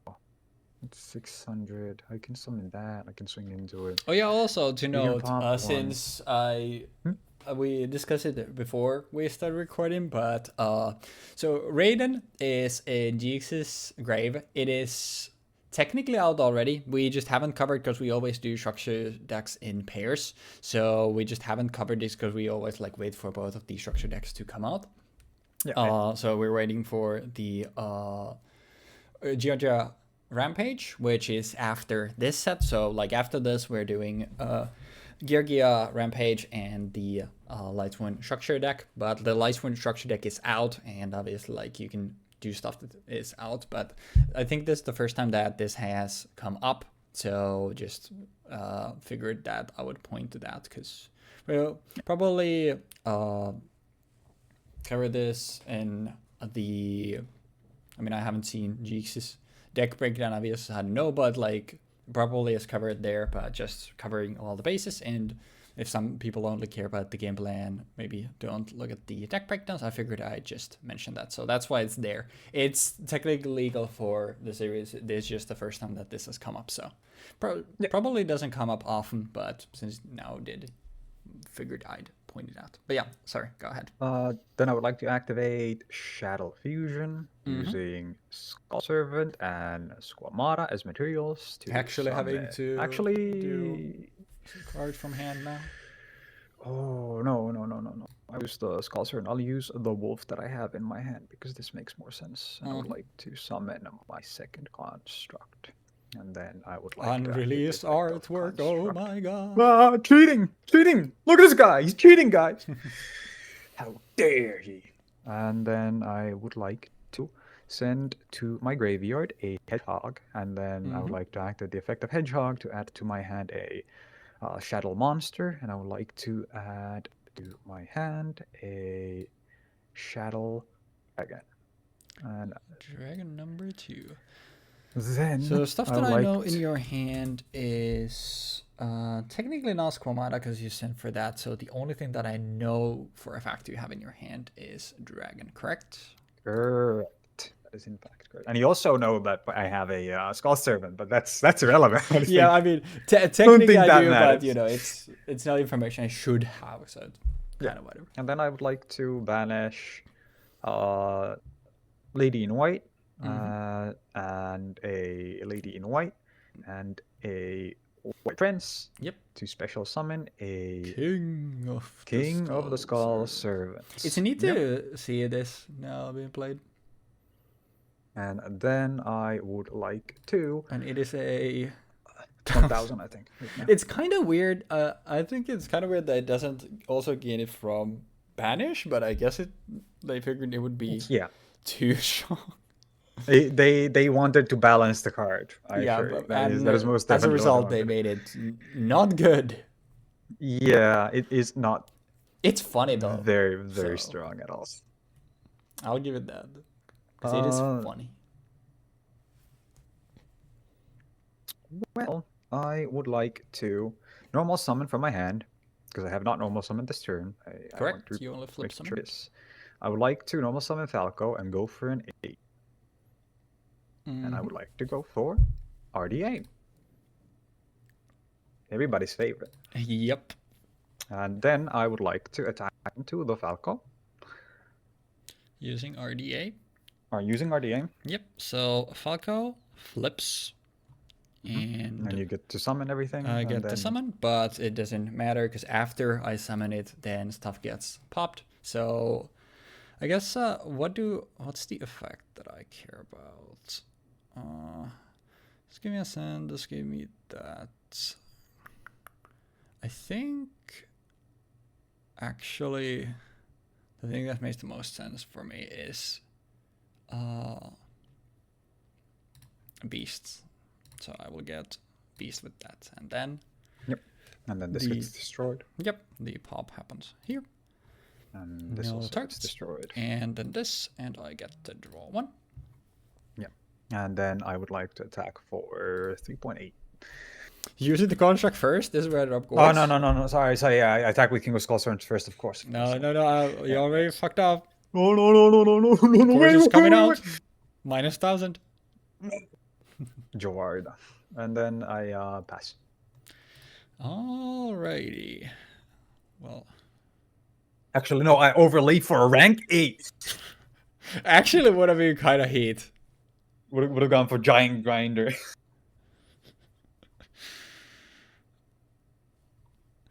Giant grinder. I mean, let's not beat around the bush. Let's just start with a shallow fusion. Yep, that is fair. And we will send for this.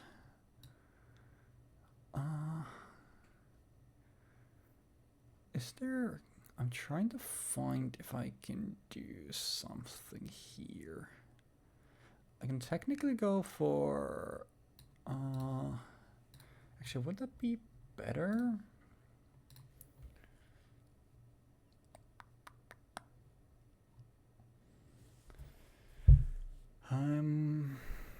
I think I'm definitely sending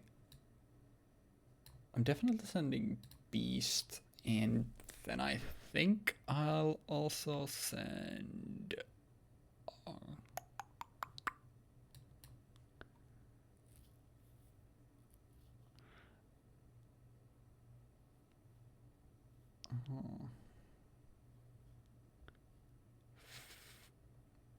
Falco. Did I send Falco? I guess I could also do that, but I don't know if it achieves anything really.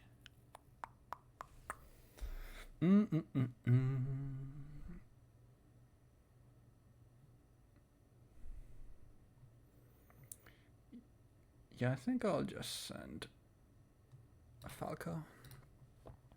So I will draw for Beast, since the last draw was on your turn, and then I will...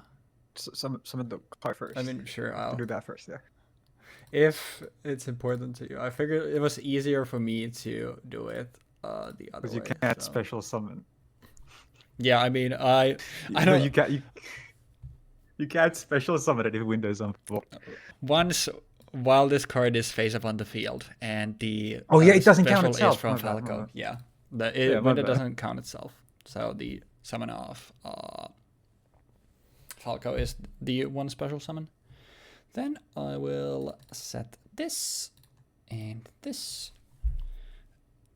We will go... Does actually that matter?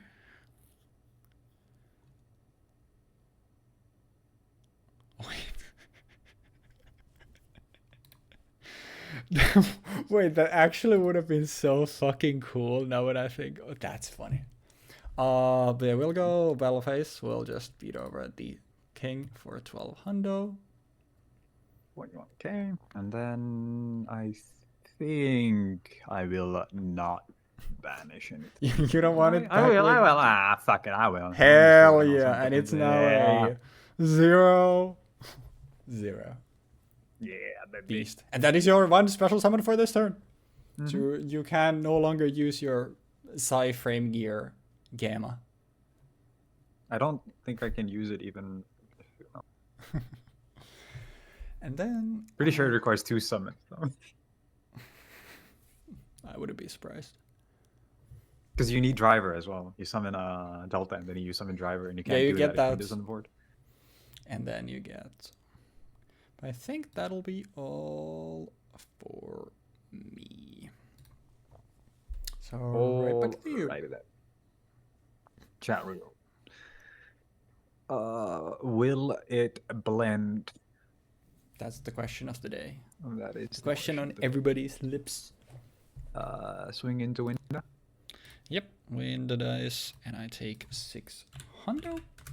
Yep, and then swing into. Then I'll use window to get back. I'll get core.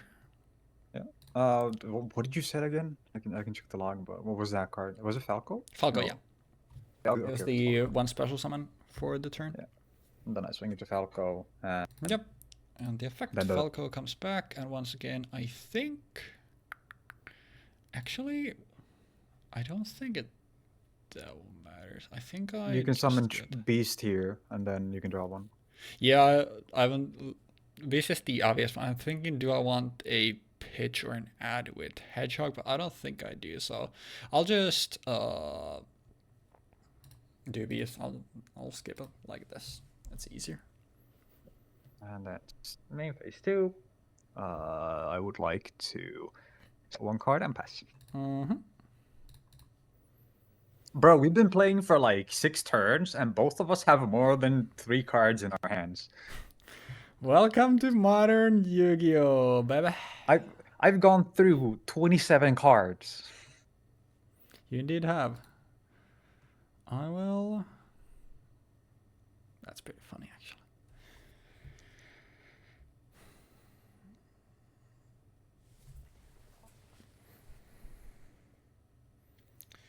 That happens, then I get that. I did that.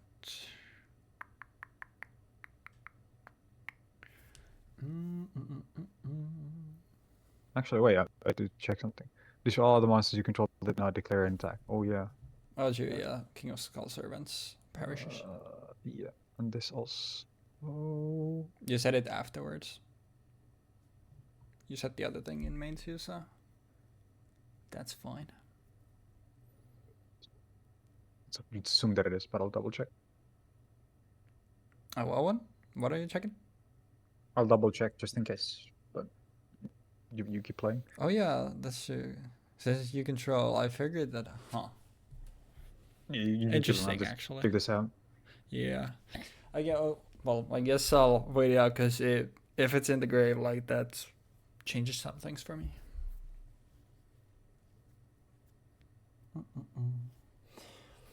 But I guess like they did not declare an attack this turn would not care if it was on the field or not. Yeah. We're also really close to the like new wave of Red Dragon Archfiend getting a bunch of stuff. I don't think it's many episodes away. Okay, it does in fact kill it, but then Okay, yeah. I would like to pop a spell trap in my end phase. I would like to pop this one. Sure. It is a MST. Okay. Alright, so Dragon, eh? I think for Gory. It's all good. I think we definitely do. I mean, I guess we can do this stuff first. And then we'll... Because I can do...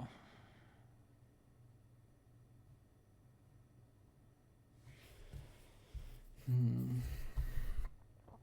thinking, does that do enough for me?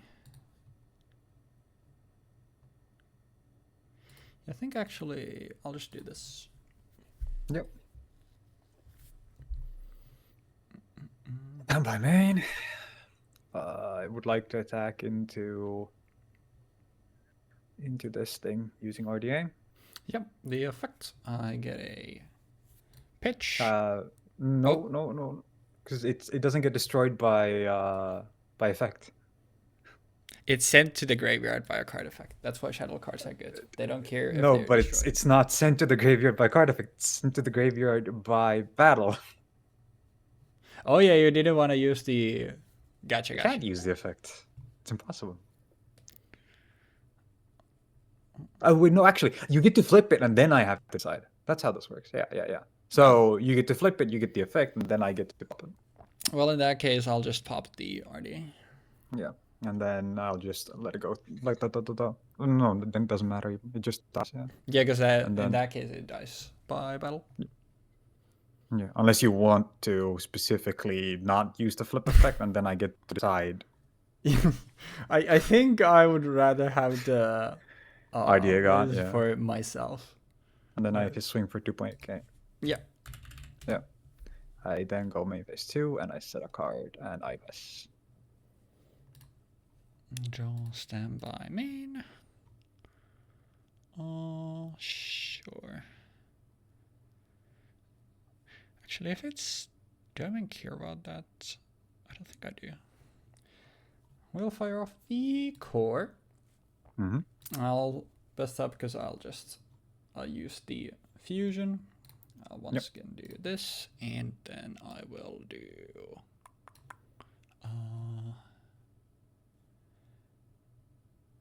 Hedgehog. Then we will. Is that actually? Wait, is that better for me?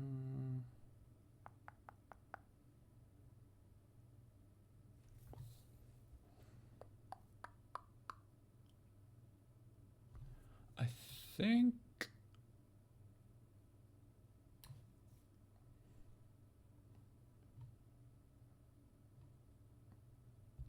Yeah, we'll do Hedgehog and the core. I'll get out Construct. I'll also grab the dragon here to skip having to go back there. Yep. We'll get Construct on the field. Is this okay? Mm-hmm. Then I will, I guess. Does that matter? Oh yeah, this should be in the grave. And then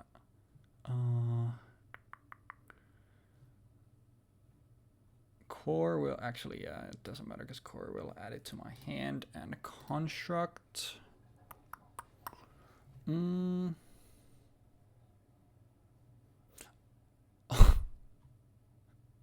Honestly, actually, yeah. We'll send, because this is, yeah. We'll send core with this, but I've already used core once this turn. So, actually, oh, that doesn't. Huh, it's not a once per turn. Interesting. Well, in that case, I'll get the other fusion back to my hand. Mm-hmm. Interesting that that's not once per turn. This would be. Does the dragon use from your hand? So I currently don't know any of the cards in your hand, correct? Correct. Because the other one would, yeah, be that, which obviously I shouldn't. No.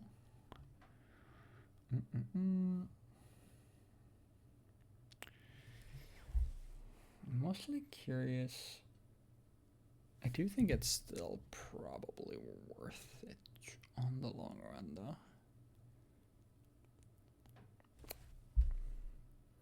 Yeah, sure. We'll normal out the...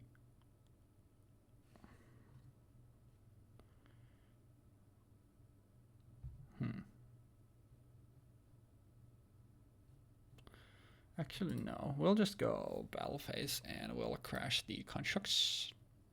Yep. I would like to add a fusion. I will get a core myself. I will set one, which could be anything. Could be anything. And then we will set, and I think I'm good with that. Standby main. Mm-hmm. I would like to normal summon Ryan. I'll bottomless it. Okay. Then I would like to pass. Draw standby main. I think it's kind of crazy how I managed to draw 3 of my hard bricks out of my 60 card deck. I also think last week you drew the one-off Jiangxi out of your 60 card deck every time. Yeah. So, you know. No, that's... I summoned it out using Neri multiple times. Well, then you lied to me last time because you said that you somehow... No, I got it every time. like every single game, but like Mary allows me to summon it from the deck, and same with Duel. Actually, you know what? To make us push something, I'll just flip Summon Dragon and then punch for 19. Okay. Just to progress the game state at least a little bit. That's normal. what I wanted to do. So it's all good. Alrighty then, chat room. I would like to special summon Graph. Yep. Chat room, I would like to also summon Sir. Sure. I would like to overlay Bordante. Masaka. You did it. I did it, ladies and gentlemen. And then I detach 1, and then for cost I mill 3. Damn. And then gains 1,100 attack. Huge. And normal summon. Oh yeah, you did the correct. You said 1.1, so I was gonna say like, wait, it's 1,500, right? But yeah. Normal summon, Lightsworn summon, Lumina. Then I would like to discard from my hand a card. I would like to discard Felis, Lightsworn Archer. Now, unless I am mistaken, Lumina cannot target Felis. Wait, why would you not? Because you can just pitch it and then grab it. Yeah, I'm thinking because I feel like I've been told the opposite of this. But let's assume that it does then. That way, so I'm assuming it still works. Then let us assume it works. I would like to summon Felis. And I would like to activate the effect of Felis to tribute it to destroy this card and mill 3. Sure. This is a Squamata. And I'll be honest. Do you have anything left? I have no legal targets left. Okay. I mill a White Prince. I would like to mill a Skulll Servant and a Lady in White, which I do not have in my deck. Okay. If I'd known you'd also play Shaddoll, then I probably would have played Cellar Knights, because the mirror is... I mean, at least both sides get to do stuff, but I don't think the mirror is too interesting, so... I think, I feel like there's still things happening, and I feel like Construct is just such a strong card that your only other option of dealing with Construct in this set is either bottomlessing it or pulling a Felis off the top of your deck. Because Firefly's not in the set. If Firefly was in the set, I think this would be doable. But because Firefly does not exist. Have a lot of like just plays they can make, and obviously we have stuff like Castell, so... Yeah. Actually, because of the fact that I sent White Prince to the graveyard, I can send a... No, I need to send both every time, actually. Yeah, it's one of those where it's like you can't do one, you have to do both, unfortunately. Then I can't just send this to the grave. This sucks. Yeah. Well, that is unfortunate. I cannot do shit about that. But I will... You still have your attacks. Go into combat. I would like to swing into the Shadow Dragon. Yeah, I will take 600. Yeah, then I would like to attack using Lumina, force you to summon core. Yeah. Yep, we'll get and then I would in defense. Attack. Defense. Okay. It just you can't do stuff from the spell trap zone. You can do it directly into defense. And then also Dante goes to defense when he attacks, and then main phase 2 because I don't want to continue my attack. I don't think it's worthwhile. And you then can take 950 for the hell of it. No. I don't think I wanna. Then I pass. Sure. I don't think I wanna take 950 for the hell of it. Weirdo. Bro. Bro didn't take 1,000 for the hell of it, man. And calls me a weirdo. I would be dead. You would not. That's I the don't know about difference in that. us, Yugi boy. Sure. Yeah. Okay.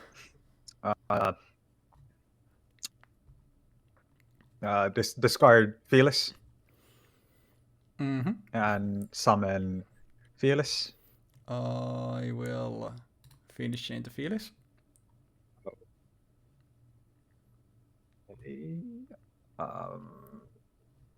Double checking. Target. I'm pretty sure I can still tribute it under from that because it's cost. So would you rather target the Lumina to negate the Lumina? I guess, yeah. Is this Yeah. a cost? Yeah, it is. You can you tribute it, target one, and then Huh. Okay, that's yeah. the cost. I mean, yeah. yeah, then obviously I'd rather do it on Lumina. And Felis does not come out because Lumina gets negated. That is quite unfortunate. Normal summon Plague Spreader. Mm-hmm. Synchro summon. This stays on the field because it's not, the card is not destroyed.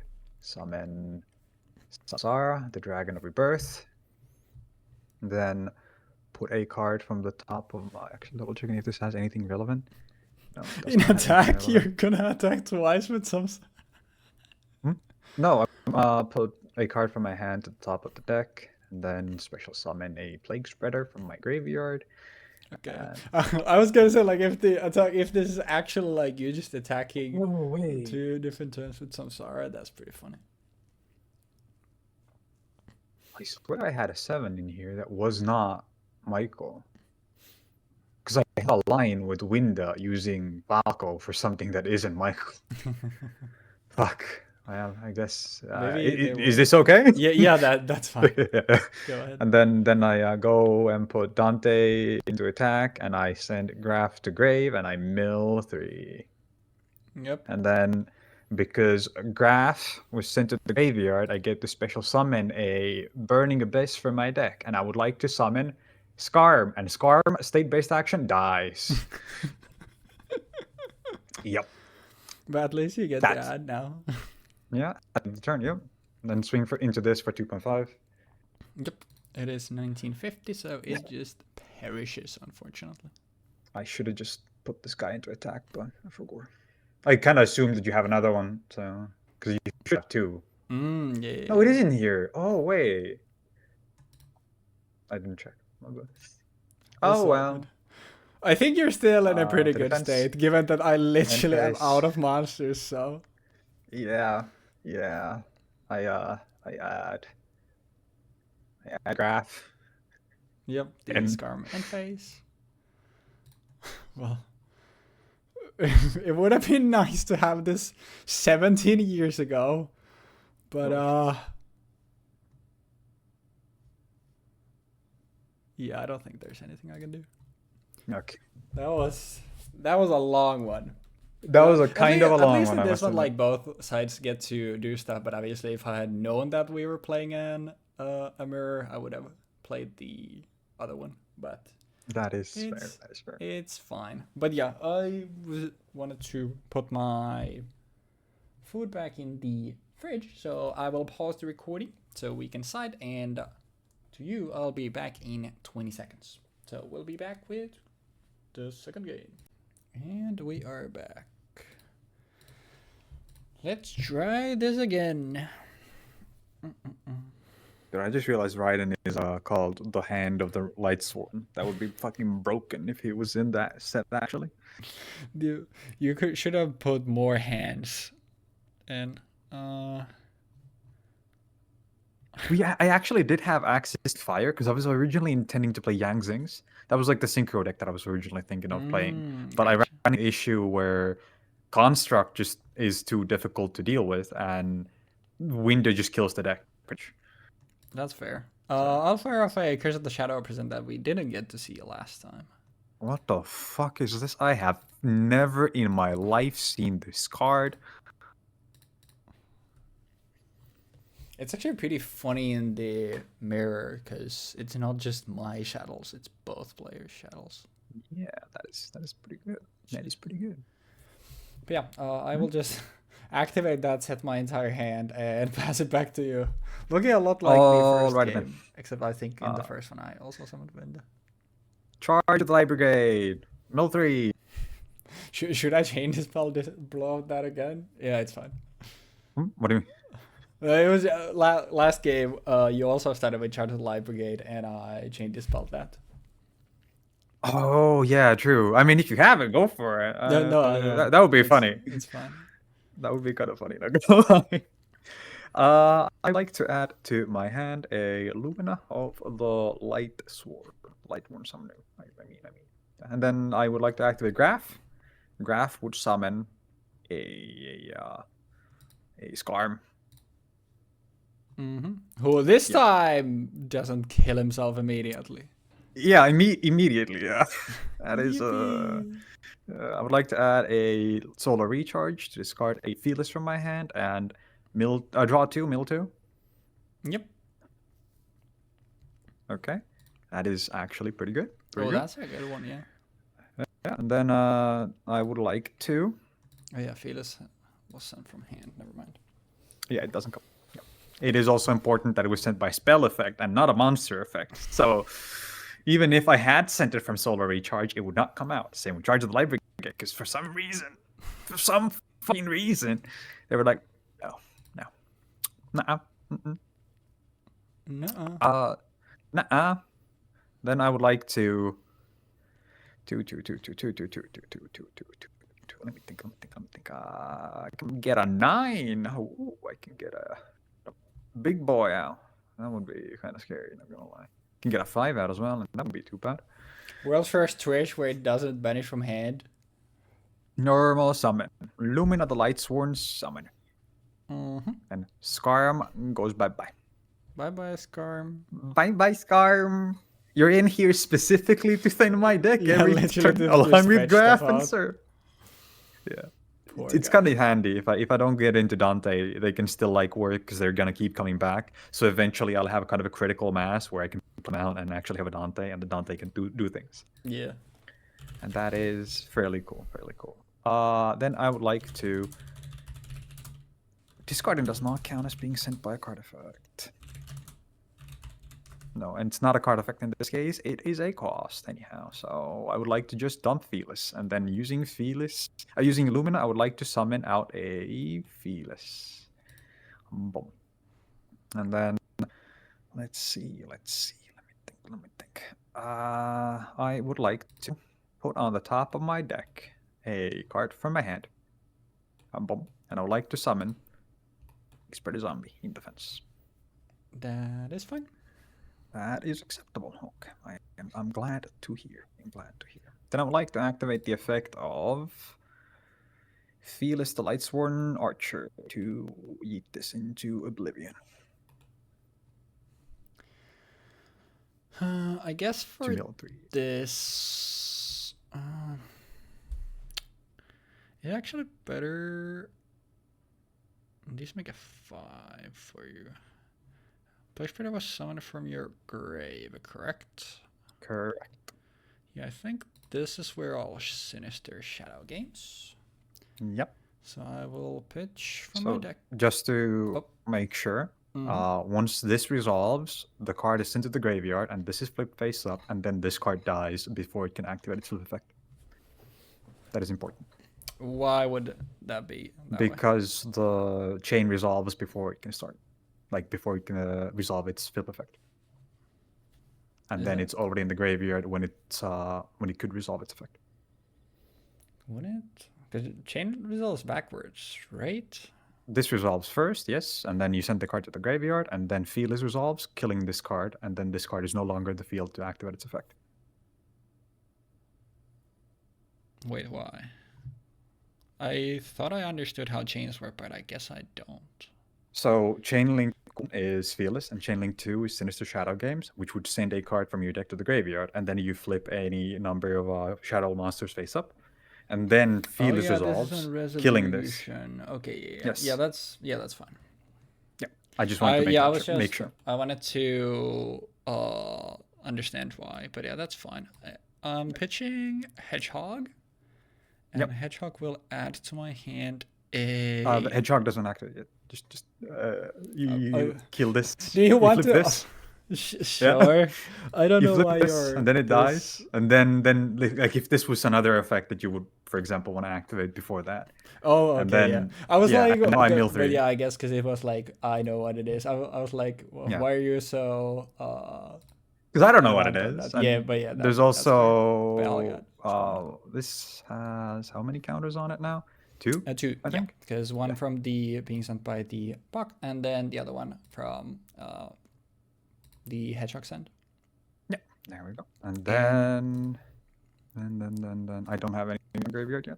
Yep, and this is fine for me. I just wanted to see what you put there, but this is now fine. Yeah, everything is now resolved, and then I would like to activate. I would like to. That's actually kind of tough now. Do I want to do this?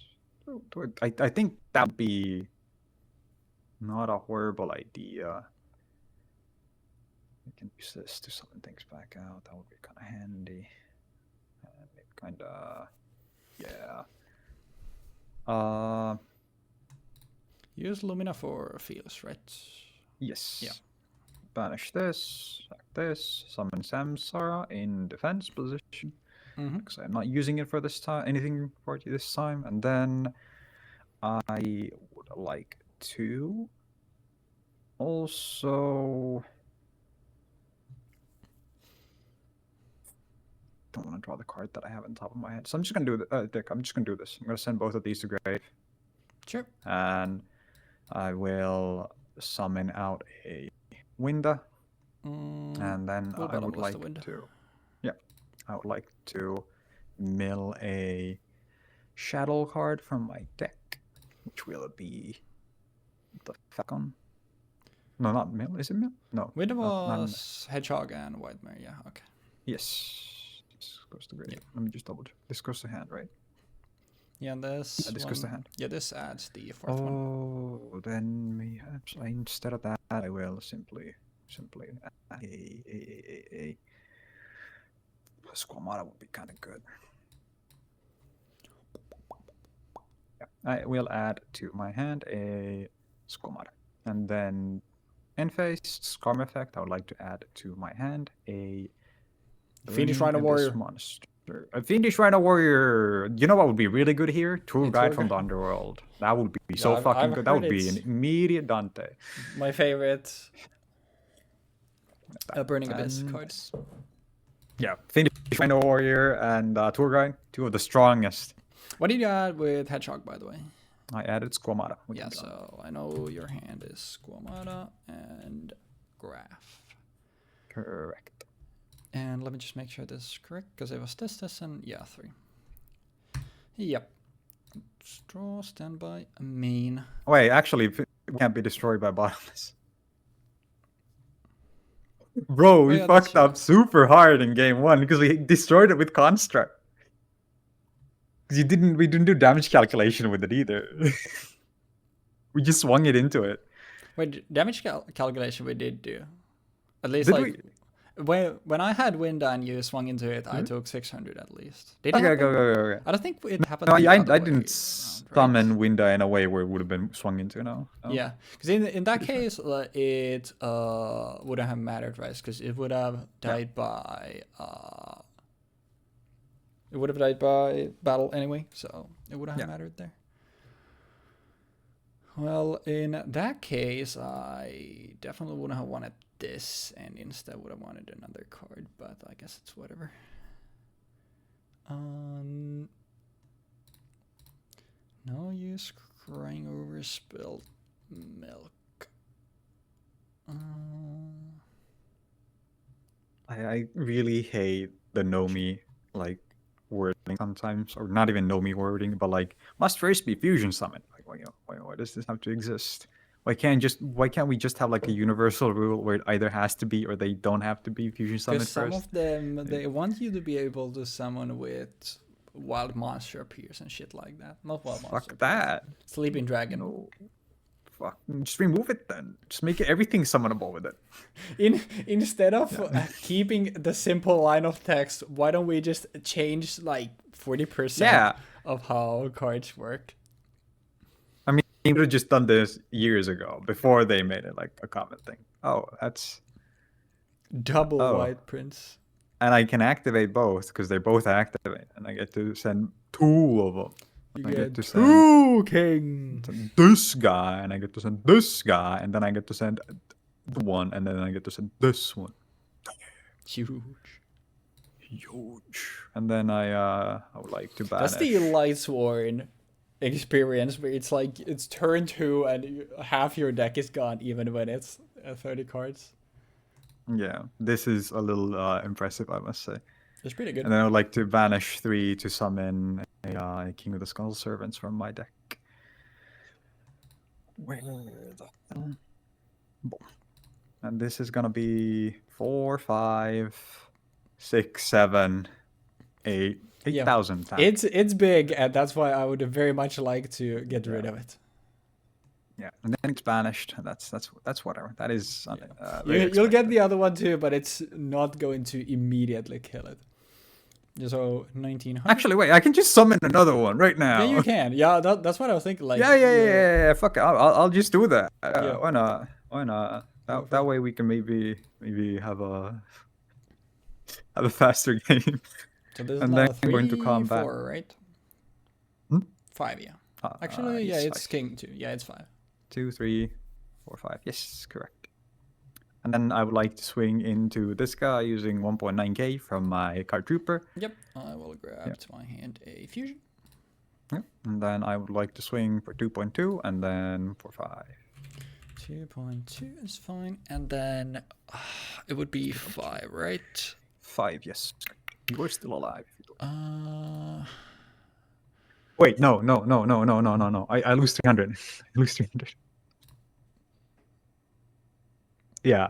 300 You from gained what? this thing, the field spell. Oh yeah, that's All of true. them lose So- 300 attack. Yeah, so instead I will take 1900 from that. It doesn't matter for the hedgehog, it still dies. Yeah. And then this- Skull King would be 47, which Correct. I will instead use core to tank some of that damage. No targets for it though, but that's fine. And it's also a black card effect, so Yep. important. Main phase 2. I don't have anything. Nice. Cool. Alrighty. Oh, wait, I Actually- fucking cheated. Yeah, you could have summoned this. 'cause Yeah. I just- Bro. When we actually need to Think about that. Do Yeah. stuff, yeah, it's- I'll just put this and shuffle this and put these, and then you can just Okay. have core in them. yeah, so and then, I'll yeah. just have not top of deck fucking shit. God, This is going great. we're so fucking stupid, man. But yeah. Okay. Yeah. Then we can play the video game, I guess. Let's go! Yippee! Yippee! Yahoo! I mean, we'll just go summon the core and then use Shadow. Actually, yeah. We'll use Shadow Fusion. And we'll use... Honestly? Yeah, I think I'll use core as a light, and I will remove 3 counters to use yours. It still works. It gives you the summon. What do you get that I actually care about here? I get a King of the Skull Servants that you can swing over immediately. Yeah. Yeah, I still think I'll use Samsara. Okay. Good. Now we'll go to the graveyard, and then this Synchrophonic resolves. Scares. You summon. Yeah, I'll get my construct.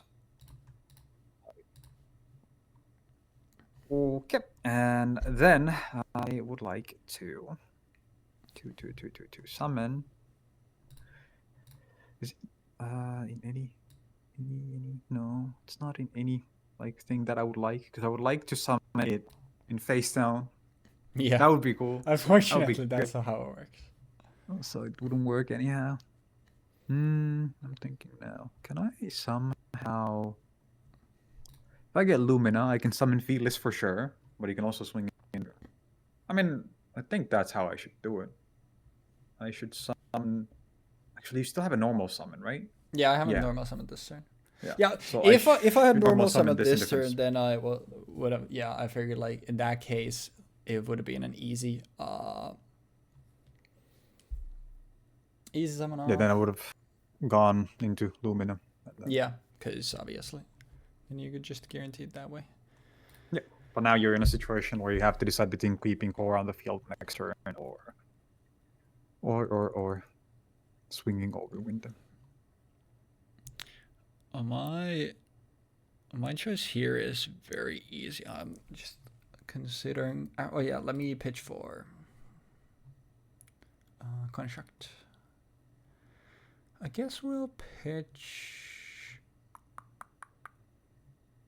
Honestly, I learned something from last game, which is I should actually be somewhat conservative. I can't go for Falco because of Winda, because I've used my single special. So I guess we'll just pitch Beast for the draw. Yep.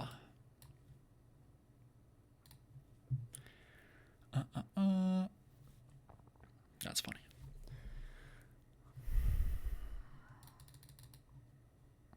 Do you wonder how much I care about that? Honestly,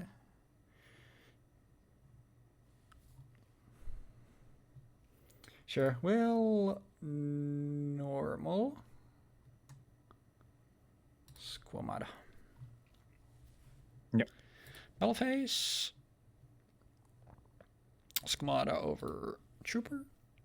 Yep, I lose 1.4 because the deduction is only during my turn. I draw 1 card. Yep. And then constructs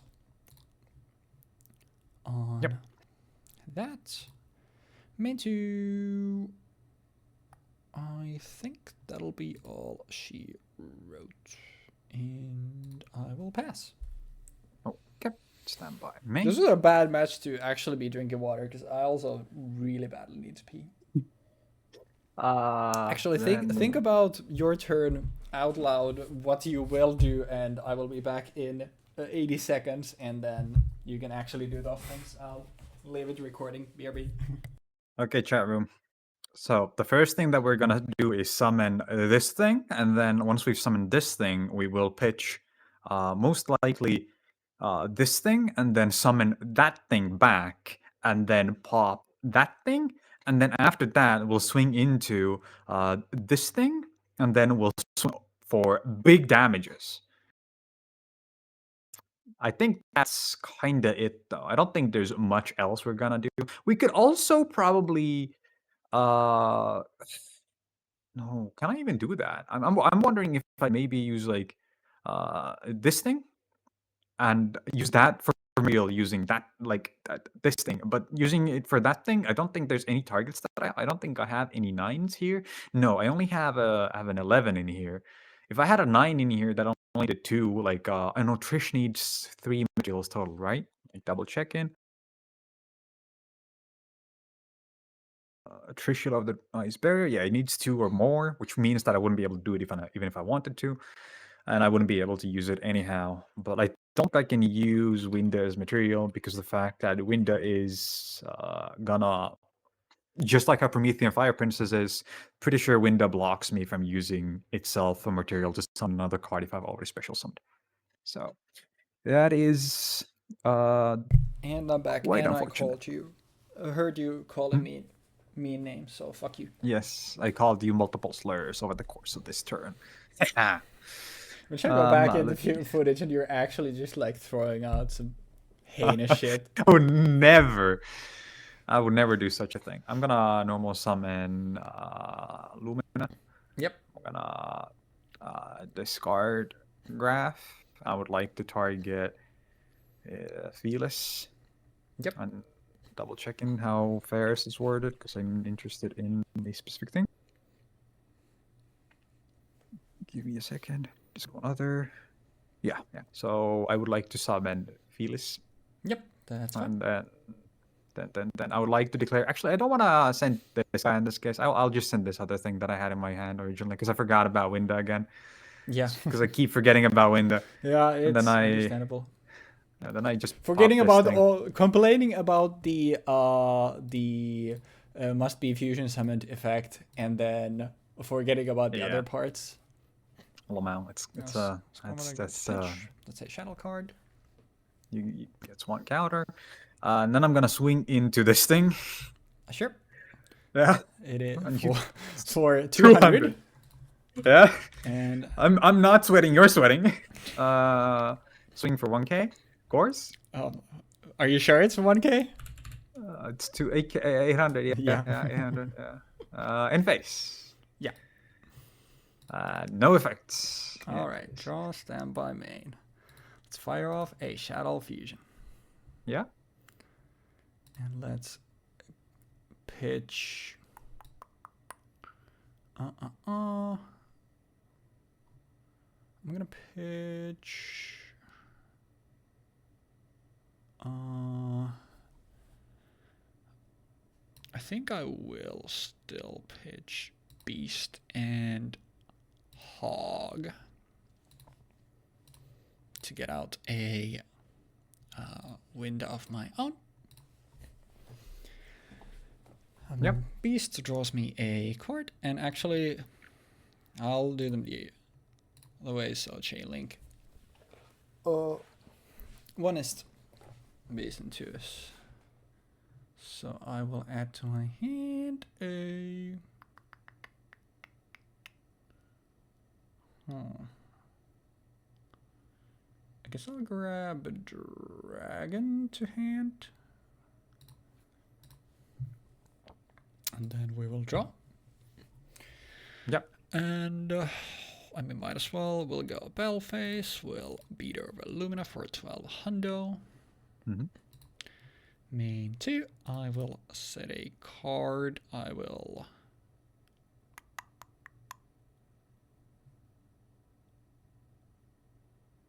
set another one. And Another one. Also, this should have 4 counters. Yep. And that'll be all she wrote. Oh, alrighty then. Chat room.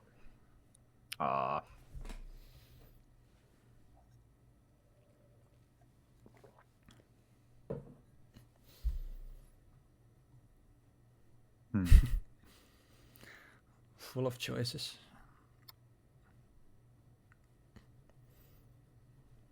Swing the face down. Yep. It is a Falco. Okay. I will get a A windy. A construct. Honestly, I don't think why I wouldn't. You're probably yeah. I don't see a reason not to. I'll get a construct in. Depends. I would like to set one card face down and pass. Sure. Draw standby main.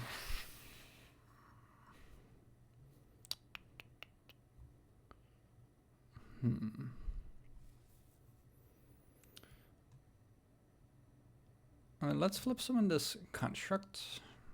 Yeah. Now.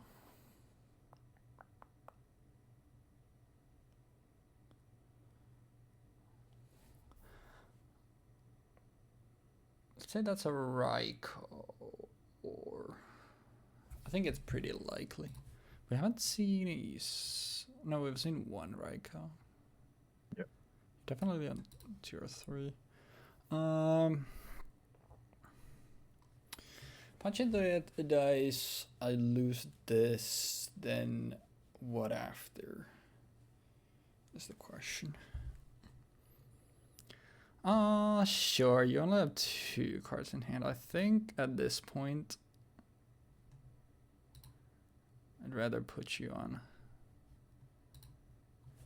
that you gotta have something. This gets you back fusion. You can then make your own construct. What happens after? My construct is light for this. So, oh yeah, you pitched the Squamata, so the only thing that I know in your hand is the graph. You added off the... I think this makes the most sense. We will go attack and punch over this thing for 600. 600. Yeah. There we go. I get And to you get add the fusion my back. fusion back. Yeah. Then, I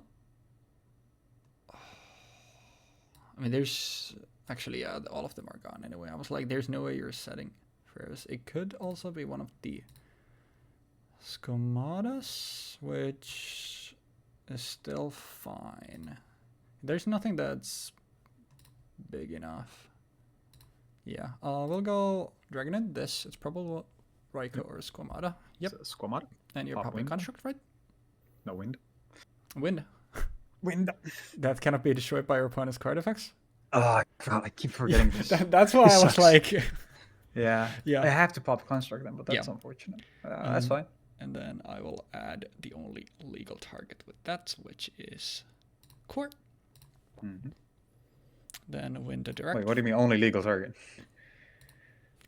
I mean, sure, I could You have add fusion. another fusion. Yeah, that's true. But yeah, you know, the Different one turns. fusion in my hand, and that's not the most impressive card to have two of any your.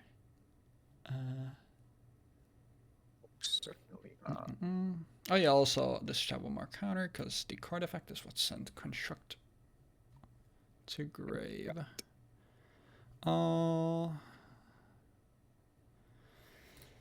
I mean, sure, we'll set a couple of cards here, and I think that'll be my turn. I just realized super heavy samurais are in the set. Yep, that's one archetype that I definitely want to play at some point, but they keep getting like constant support, and like at the start, like it takes a while for them to actually get extra deck stuff. So that's kind of what I'm waiting for. Yeah, that is understandable. Fusion. Mm-hmm. 2 fusion summon using materials from my deck. Yep. Is it okay? Well. No response. What would you be summoning? Is my question. No response. It depends on what you would be summoning. I don't need to declare what I'm summoning. Well, until then, the deck results. for now, no response. Okay, no response for now. Thank you. I would like to.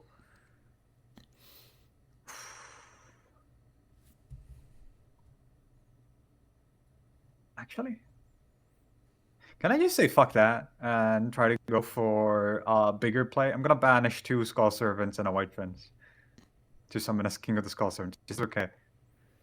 I mean, I get to summon it no matter what happens. Yeah, you can do that. Where is it? You had one in you're only I running 2? milled 1. Yeah, I did see it earlier, so you're only running 2. That's funny. No, I'm running 3. I milled 1. Oh yeah, that's true. 2 of them are there. Hey, don't be taking them back, bro. No, I can't banish them without legal targets. Yeah, so you can't get them. What do you? I can't get the King of the Skull Servants because there's no legal target for White Prince.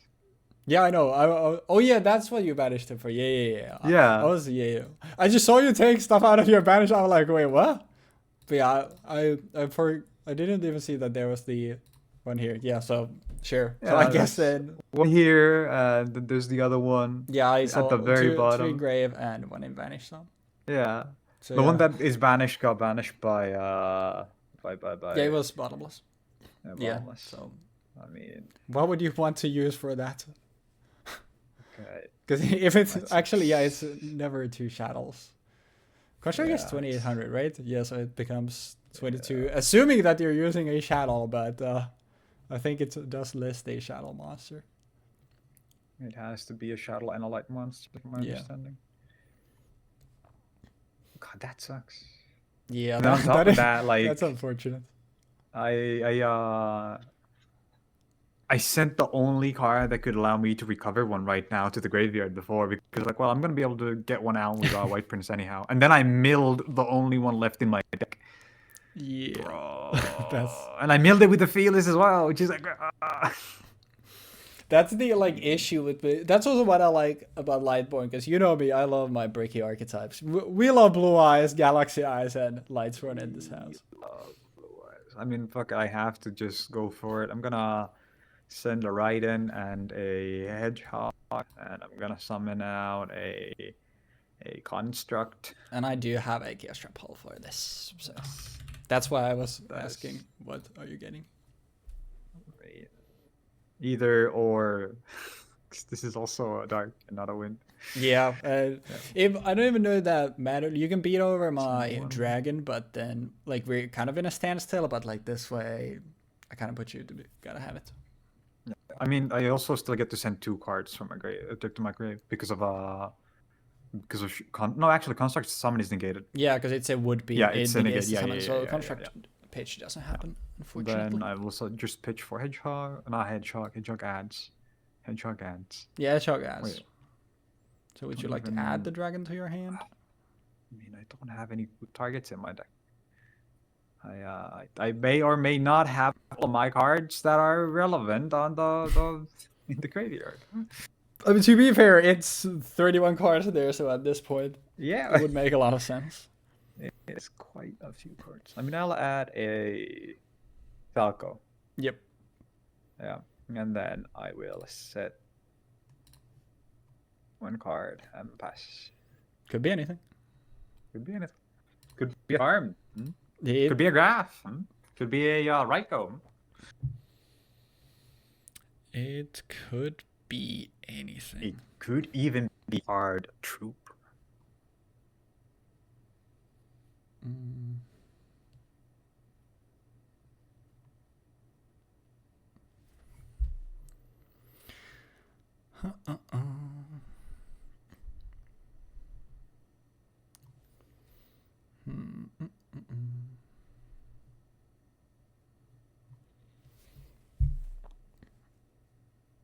Would I just... I guess I can do that. I do that. I mean, this is 100% Falco. It's the only thing that saves you from dying. You added it.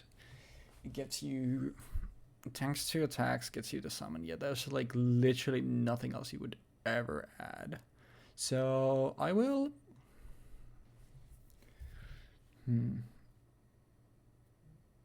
It's more insurance. I mean, yeah, it doesn't matter, because if it's something like Raikou, you're dead. I'll set a monster. Then I will activate Shadow Games. I will send... I guess at this point it's kind of whatever. We'll just send Beast. And we'll flip up this Falco. Yep. And I made sure that this activates, so I will get my 1 special summon. And I will get the Construct. And a face down defense.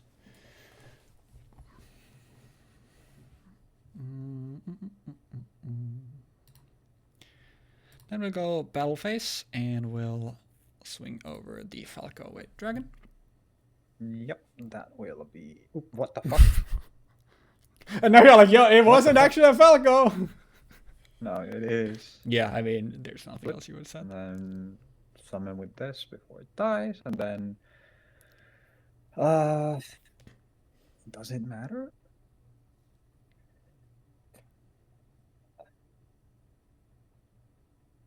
Summon Squamata. Mm-hmm. In face down defense. Yep. Yep. Then I will. Skamata is 1,000. Correct. Mm. Wait, what? Hmm?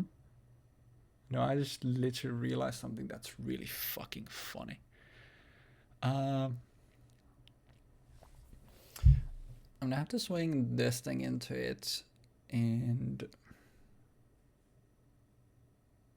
actually, yeah, I mean, you need to destroy that. Not mean to. We'll swing window into this thing, and you're popping construct embassy, yes. Yeah. And then the construct adds.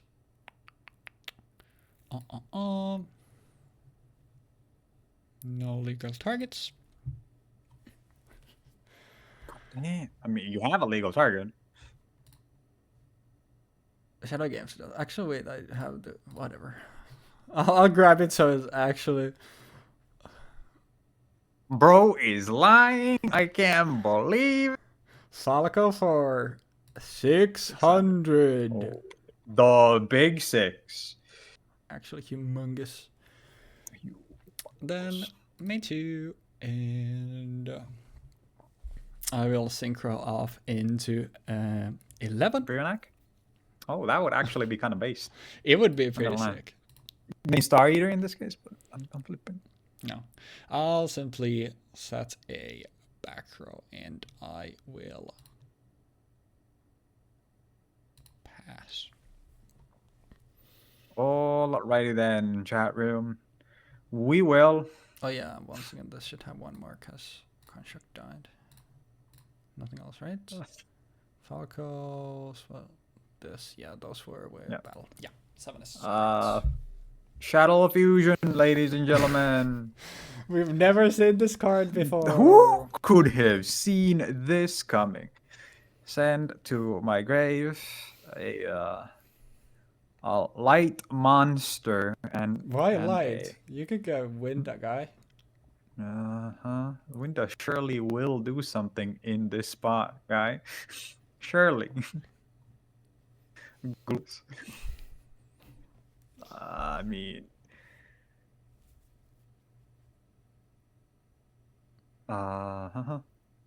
send dragon. Mm-hmm. Send Raiden. Yep. Summon construct. Trap hole. Yeah, Number fucking 17 million.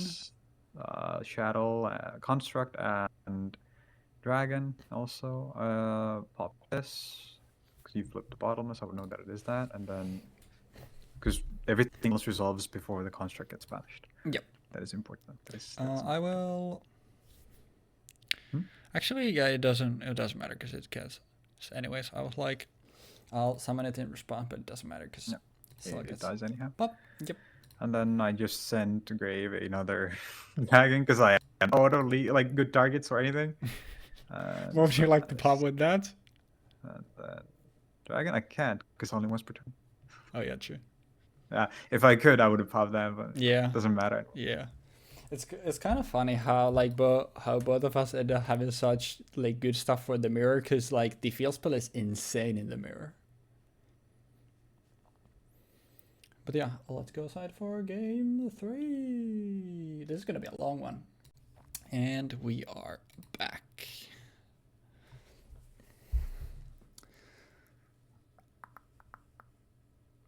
Good luck to you, gamer. Starting off arc in a big way. Shit, one pack. And starting off in a turn in a big way.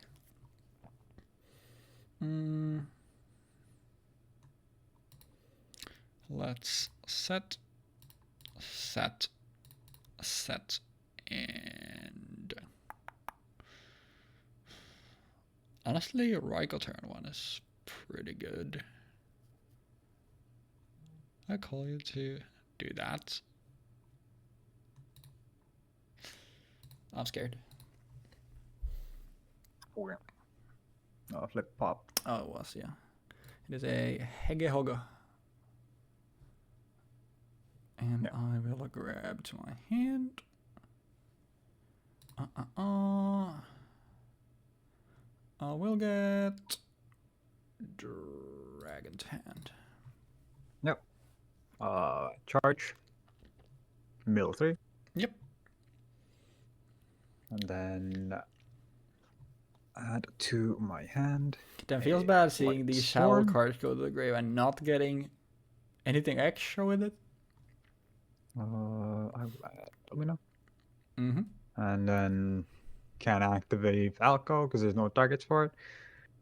And then I would like to set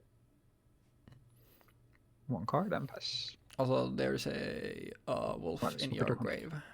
Oh. That probably shouldn't be there. Wait. Then I would like to swing with wolf before I pass.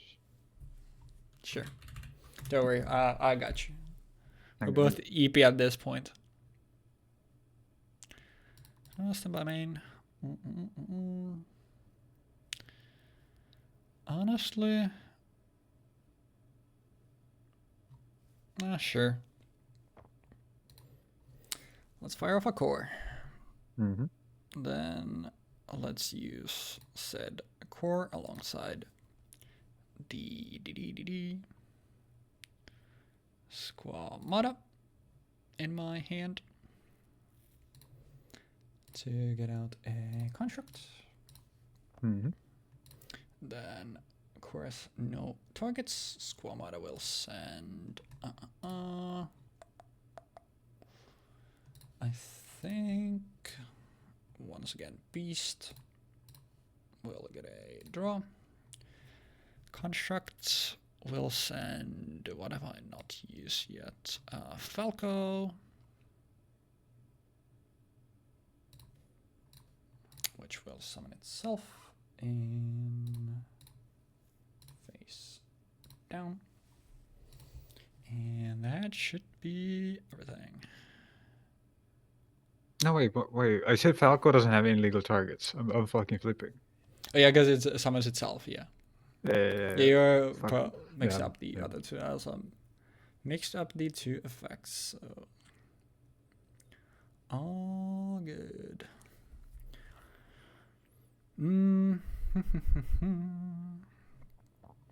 Wait, actually? No, that doesn't work. It's a cost. It got sent for cost. Oh, yes. Yeah. In the end, it doesn't even matter. Bro, how the fuck have I not even normal summoned when my field looks like this? That's insane.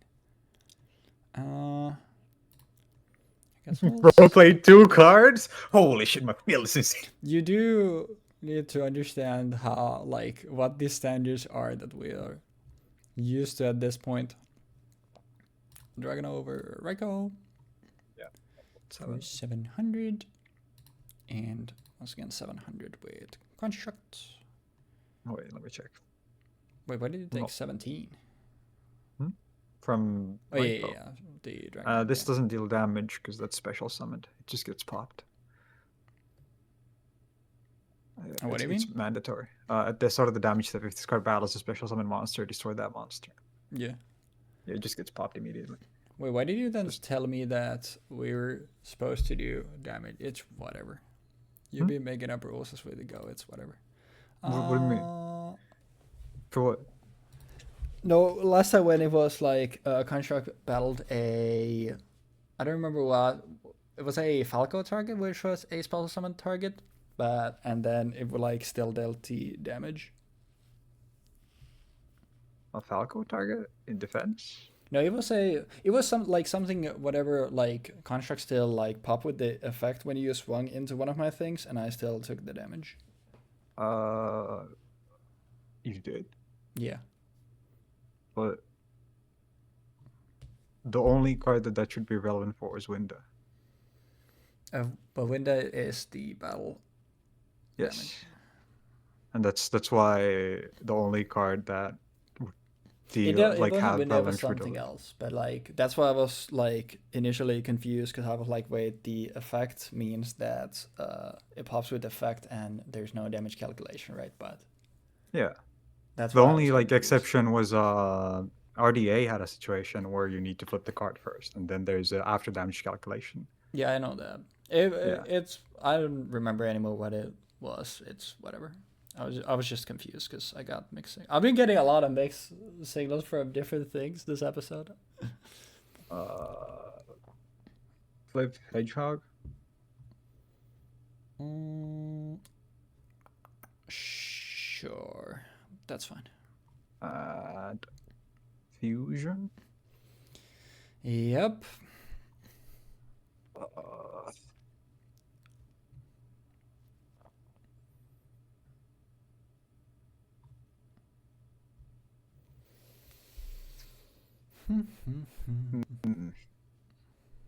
If someone's watching this and they want the drinking game, like every time we say the word fusion, take a sip.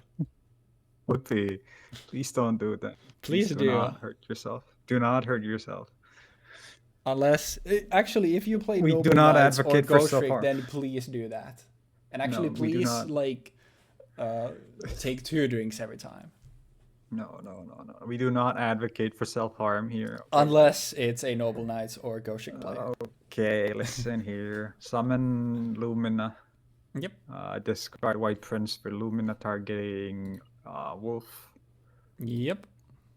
Is this okay? Is synchro climbing here? I'm trying to think. Yeah, that's fine. Oh, how am I synchro climbing? No, I'm like that's what I'm thinking here. I don't have any these, but yep. Yeah. There's not any good overlay targets for ranking fees here, considering Construct can just swing over all of them. Yeah, that's what I was thinking, but yeah. Overlay, This is but I all do fine. think I have to do that. I would like to make a Dante. Yep. Then I would like to also activate the effect of Dante. Yep. Detaching a Lightsworn Summoner Luna and milling 3. Mm-hmm. Now gains 1.5. Yep. And Shadow Dragon does not activate. As it is. Oh, I also again. Fuck. I need to send Cost again. White and Skull Servant for White Prince. Because I had this. I sent this to the graveyard for exactly that. That earlier. True. Yeah, it hasn't affected anything. We both missed like 17 different things though. It's fine. Yeah. This is what happens when we play real Yu-Gi-Oh! And then activate Shadow Fusion. Yep. To summon Construct using Wolf and a Dragon. Yeah, I think that's what I want to use here. Summon Construct. Yeah, then everything chains on this. Yep. Construct, Dragon, pop this, and then middle one. Yep. It is a core, which will add fusion to hand. Yeah. Then I would like to also Wolf chains here as well. Yep. Send this, and then summon it, and then also summon the Wolf out, and this gets banished. Then I overlay these to. Ooh, no, don't. The first time we were actually seeing it come out. Kinda wanna use it, but I also kinda don't. Because I assume you have 3 of them, and Sun Honor Arc is overall better for here. Because I have numbers from Burner Visor. Mm-hmm. Change it to Days and Defense, flip 2.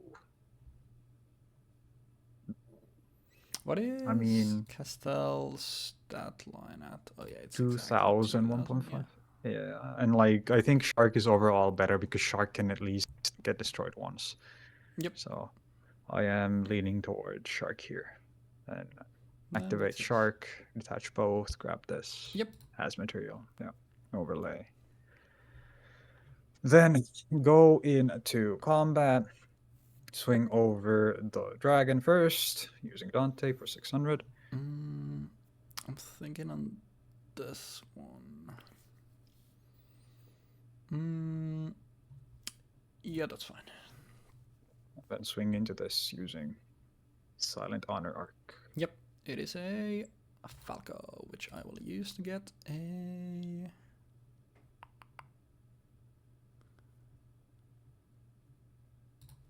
dragon. Okay. Then I go main phase 2, and Dante goes to defense because it attacked. I reset its stat line as well because the turn is going to end. And then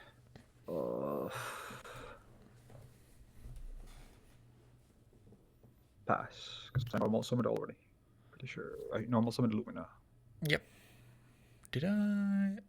I didn't.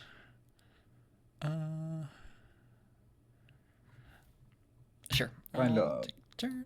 Draw standby main. We will set a card. Fire off Shadow Games. Yeah. Which will flip up the dragon, which will bounce your shark. Yeah. And a hedgehog, which will get us a spell trap. Then where the fuck is there we go. Oh, yeah, also I should send first, but Yeah.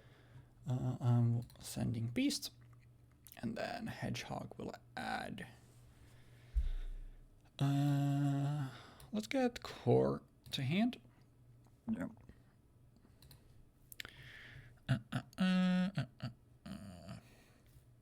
And then the beast will draw us one. Then, oh, that would actually be so cool.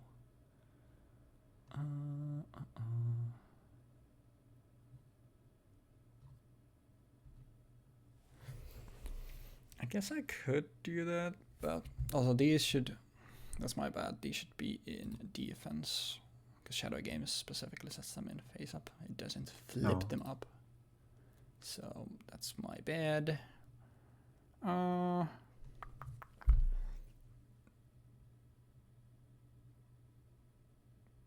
Right. The problem How is that fucking long have we been going for? a lot. I mean, I that's already what played happens like when it's a. Sorry?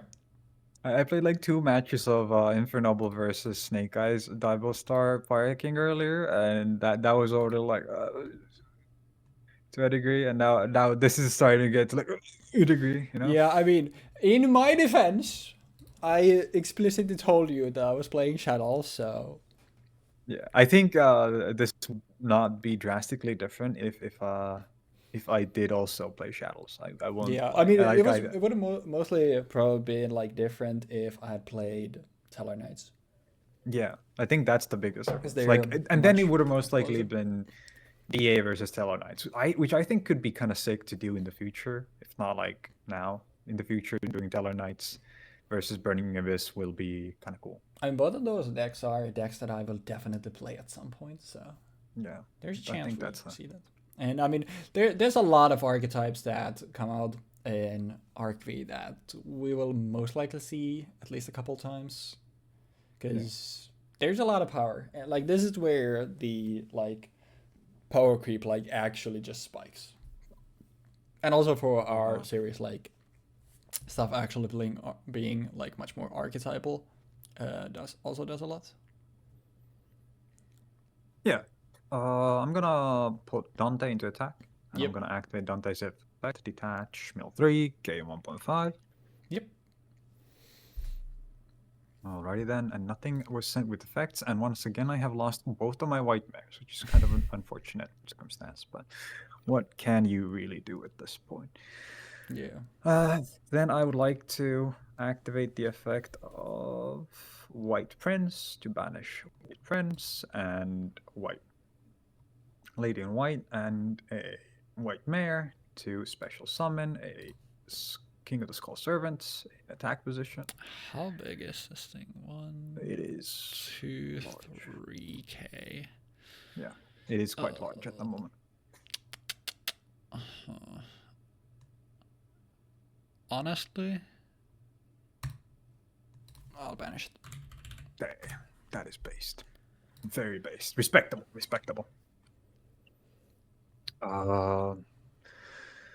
Might come back, but back to bite me, but don't I think know. at this Not for point, this anything turn, that not for this accelerates turn. either of our health totals is Yeah, I think it's For the probably best. better that it at, that it does at least something. like both of our decks have probably shown like most of the stuff that they can do. So Yeah. Flip Shadow Falco. Yep. And special a Shadow. I think you get Shadow dragon here, right? Dragon, yeah. It's If the you same notice spells. something quite sad about my graveyard, by the way, it is very painful to look at because I don't have any Shadow Fusions in the deck anymore. Mm-hmm. And that is kinda yikes, isn't it? But hey, Shadow Core gets those back to you, which you're definitely running in your Yeah, quad archetypal 60 card pile deck, right? Definitely, yeah. Anyhow, normal summoning serve to swing over your Shadow Dragon. Yeah. And then I'll swing over your Hedgehog using my Falco. Yeah. Yeah, and then I'll swing using my Dante. Well, thank God I banished the thingamajiggy, so I'm not Yeah. at fucking 400 life points and not able to use it anymore. Yeah, that would have been quite sad. Yeah, and then I look Synchro for at my 3? there is a card that I could have done that for, but I don't have it in my deck. Alrighty. Let's activate a Curse of the Shadow Prison. Let's... I know the set is Dragon, which makes this annoying, unfortunately. I'm trying to think... I mean, I can live with this still. Now that I think about it, like the quick play Shadow Fusion is fucking kryptonite.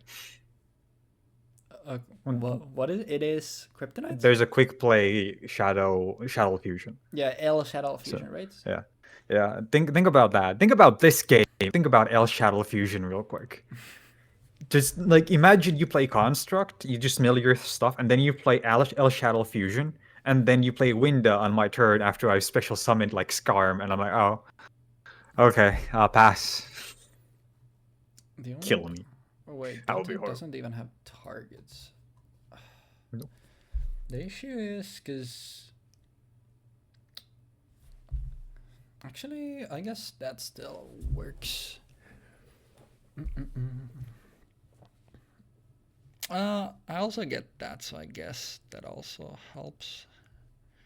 I mean, I need to go for this. The thing that no, it needs to be construct. So we will have to use the core and fusion to go into construct, which I would like to use a specific card, but unfortunately I'm out of them. So instead we will do this, and then we will get out the construct. We will draw, and we will... Okay, that's probably the best draw. Actually, no, not the best, but... Actually, wait, yeah, if I drew that, that would have been insane. And I think I'm sending... Yomi for sure. We're sent Falco. Yeah. And Falco will get us... our good friend Construct. Yeah. I think Falco being able to get this is wacky. Kind of filthy. Yeah. Yeah, kind of filthy. Yeah, that is everything. This is dragon, but it'll bounce one of my things. It doesn't matter. I'm kind of worried for this. It's 25. I should still be fine. We'll normal out a Shadow Dragon. Oh, also I sent what? I sent Falco. I sent Beast. Also, Core should add a card to my hand, but the only target I have is the Fusion, so this should be in my hand. So, I sent a specific monster.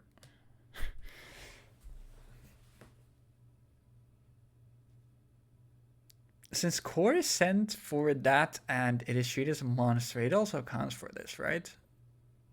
Yeah, it does. I don't know, because I'm pretty sure it checks for the state of the card when it's in the graveyard, because that's the only way it can keep track of it proper. Yeah, that's what I'm actually curious about that. That's one thing that I did not check before. Rulings.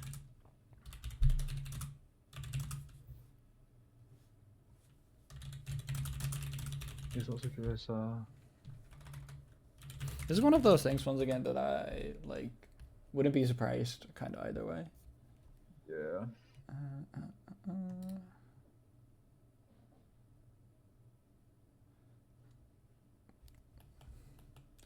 No, that's not what I want. This one. Because they're both shadow cards, so I'm surprised if it's not mentioned.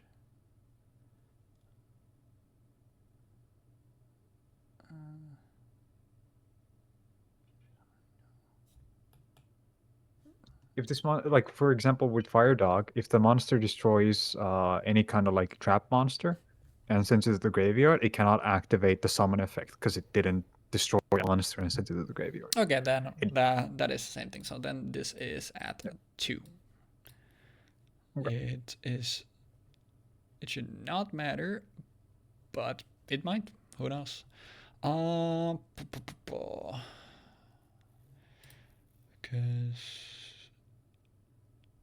I have these.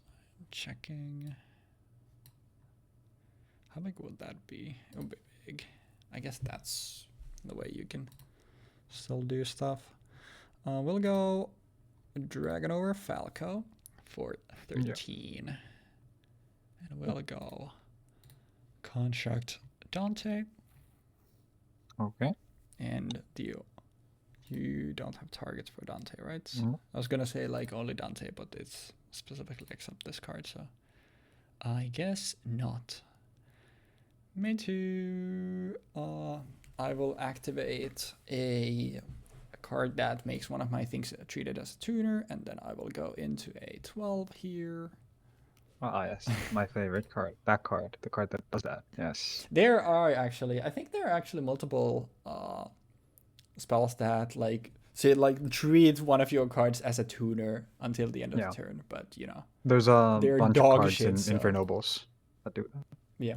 Yeah, I mean, most of those cards are complete. Yeah, I was gonna say Infernobles. The cards that have Infernobles have that do that are good cards. Okay, I'm gonna have to ask you a question. Go ahead. Why did you not attack this with Construct? Oh yeah, because it was special summoned. I completely just forgot that it was special summoned. I mean, like right now, I have 2 lines of play because that's on the field. But assuming that it's not on the field, because I think it makes more sense that it would not be on the field, even if I get to destroy Spell Trap, which would probably be this. Let me see. How many do I have in the graveyard? 1, 2, 3. Okay, I have 3 Skulls in the graveyard, and that is 1.9k. I'm gonna demonstrate one of the lines of play that I have without this card, because without this card I don't have that much going on. But I would like to normal summon King of the Skull Servants. Then I would like to swing my Skull Servant into the Shadow Dragon, take 1.6 thousand, and then actually more than that, I take 200 more, and then this gains another 1,000, and it's now 4,000, and I would like to swing to this. Yeah, and then it's just wins. But yeah, that's fine. I mean, it was just my misplay, so go ahead. Yeah, and then the other line would have been with this on the field still. It is, I flip summon Shadow Dragon. I pop this thing. Yep. And then you could do Then I normal summon Squamata. I overlay these two for a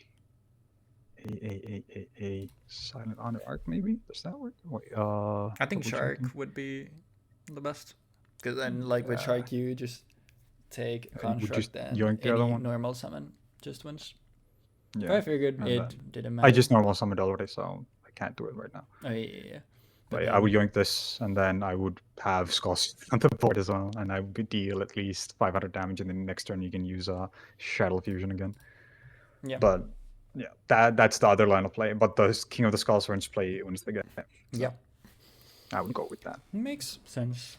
I mean, honestly, I'm just happy I made it competitive because I feel like in this matchup, it's like if I get Curse early, then I feel like that just wins me the game, as we saw like game 2. But I feel like without this, we're basically playing the same deck, but you have more ways to put stuff on board, which just makes it like easier. The And I Tropical package have really helps, but yeah, I ended up putting because I didn't run like most trap holes that we had access to. I just ran like time space trap hole, a few copies of that, and I ran 3 copies of Bottle Mist in the side. I think Book of Moon would have been a really good like side card. I did have it in the side deck, but I didn't side into it because I didn't feel like the cards that I had in my deck were worth siding out of. Mostly because the fact, like the only cards that were like the Burning Abyss stuff, I think. I Because the Burning Abyss stuff I wasn't did the doing one. much. I had to Book of Moons in the side. But it was like, it was, I mean, game 1 I drew like really bad, and that kind of fucked me over. Game 2, sorry, Curse of the Shadow Prison kind of just solo won the game because it's just insane in the mirror. And then Yeah. this game just came down to you actually being able to put stuff on the board and me not finding my trap holes. So. Yeah. I think the fact that you didn't stall me out for long enough to prevent me from getting into stuff like Shark to yoink your constructs led to a situation where I had oh fuck, I accidentally left. I had card advantage at the end of the day. Yeah. So even though I was milling more cards, I was using more cards, I still ended up +1 usually off of the play in comparison to you. Yeah. And that's what makes, I think, even a 60 card pile like this with like 10 spell traps, actually, not even 11, 10 function. Especially, like, I didn't get to the cards that I feel like would make this deck function every game, but the cards that I did get to did enable me to have lines of play that would not have existed if I was playing pure BA or pure Lightsworn or pure Shaddoll. So. Yeah, I think Shadow also enables like you to be able to run 60 cards, and obviously like Lightsworn is also good for that as well. Pretty well, but in the end, like I think it's like, even though kind of a shame it was a mirror match, I still feel like it was still interesting enough, and like especially because like especially like games 2 and 3, like the difference in our builds like shown through, like mine being a more control heavy one and you being like more of a swarm heavy deck. Yeah, swarm aggro kind of deck. That again, like I said in the Monster Mash episode, I built my deck in a way where it should have solutions to problems. Yeah. I had Shark, I had Castle, I had RDA, I even had Samsara, which I could use to swing into Construct and have Construct pop it immediately, and then summon stuff out using Samsara's effect, which could work. Oh yeah. But for the most part, window was the thing that was always going to hold me back, and that is also why I opted into playing Shadows, because I felt like, well, I have to get rid of window every time. And I felt like, well, one card, 2.8 thousand beat stick that has the ability to send other cards from my deck to the graveyard, that thins my deck out, that is like super easy to just play, super hard to get rid of. I think that's worth playing, and that's why I also ended up playing Shadows. Were you considering playing Super Poly at all? Super Poly, no. Because I was. My original. Did we have access to it? Polymerization is always a thing, so by extension, I was like, I guess by extension it would. But I I always but took it. I was like, I think it would have been like kind of weird and kind of a gray line, and I was like, I mean, if I ask about it, there's not gonna be a surprise, so it wouldn't be as cool. So I ended up like, I think it's whatever. But it was something I was literally like considering for Dust, because I'm like, wait, if we always have that, then by extension, but because it was a great line, and I figured like if it wasn't a like, oh, you just drop a super poly, I figured like it wouldn't be as interesting. So I was just like, it's whatever. Yeah, I think I've never considered running super poly off of polymerization be considered to be in every set. Because usually when I think of like, well, we have MST, we have Plague Spreader, we have we have poly, and that's it. Like, Yeah. I don't extend from there. But I think that would make sense because, like, if you think about it, if we have MST in every set, holy shit, we can have access to like every card that has space in its name, every card that has mystical in its name. Which That can be really I good don't think later. mystical or typhoon there are many of space. There are probably multiple ones, but yeah, Uh, I think it makes more sense for them to not be a thing, which is why I also was like, yeah, probably that's not a can of worms that we should open. Which probably a good thing is like also I don't remember if we talked about it in episode or if it was like in one of the sightings or before when it was such a long one, so I already forgot when was what. But talking about how like this whole time the rule that we added in episode 10 or 11, which was that any card mentioning a card name means that it's allowed to be played in the set. I always considered that like obviously legacy support, and Jeexx considered that like okay, it being able to be played in a set so it doesn't take up legacy slots. So Yeah. we were like playing by wholly different rules. So going forward, it will be not considered legacy support, and I will definitely forget this, and I will complain in multiple instances, being like in a hard 2020 split having to use bad cards. But yeah, actually, wait, that means that I don't remember what the fucking set was where I have 2 flower bots in my deck, but I can take those out because the same thing also had, I think it was I think it had Galaxy's Cloud Dragon, which just says that you can spell summon out I don't remember if it's Cloud Dragon or something else, but it was something that just directly mentioned Photon Dragon. So Photon Dragon, by those rules, then would be in the set. So I don't need to run a fucking flower bot to fill 2 slots from the set. So there are definitely instances where it'll matter, and maybe I'll remember. More likely not, but it is what it is. But ultimately, I feel like this was a like fine starter for Arc V. Like both decks got to show what they could do, and if anything, like if neither of us ever touch a Shaddoll again, which I don't know if I'd play Shaddoll. I think Shaddoll is cool. I don't think it's like one of my favorites. I think Shaddoll is neat. I like that it lays the foundation for one of my favorite archetypes in the entire game, being Invoked, which I think is so fucking sick. I think I think it's fair to call it like a spiritual successor to Shaddoll.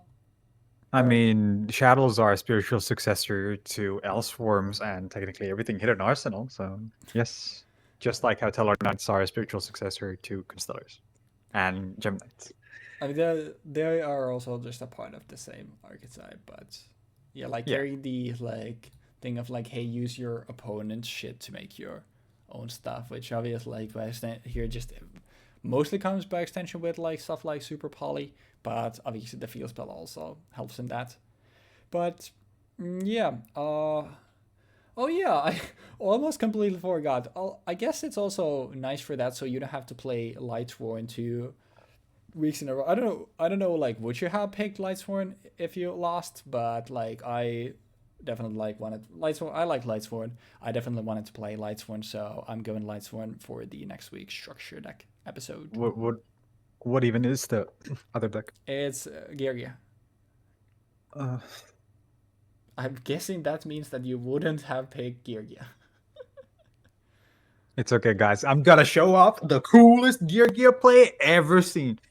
Heavily, yeah. I mean, it can do stuff. It even had some meta relevant. Actually, I don't know how good it is for like our thingy, but I think like for the time, like Gear was probably better than Lightsworn, but I don't think No, it's no, no, gonna no, be no, the no. case. I have were they like tournament tops? Because I remember watching History of Yu-Gi-Oh and they actually like covered one of the matchups, like one of them actually playing Gear because it was actually played for the time.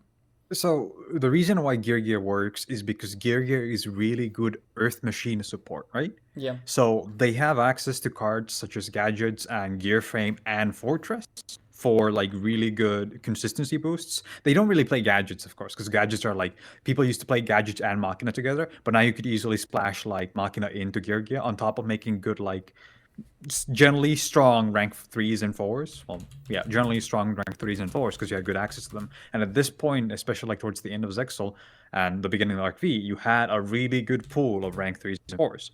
But if you think about the structure deck for Legend a of the moment, Blue Eyes White. uh, it doesn't have that. It Legend of does the Blue. not have any of that.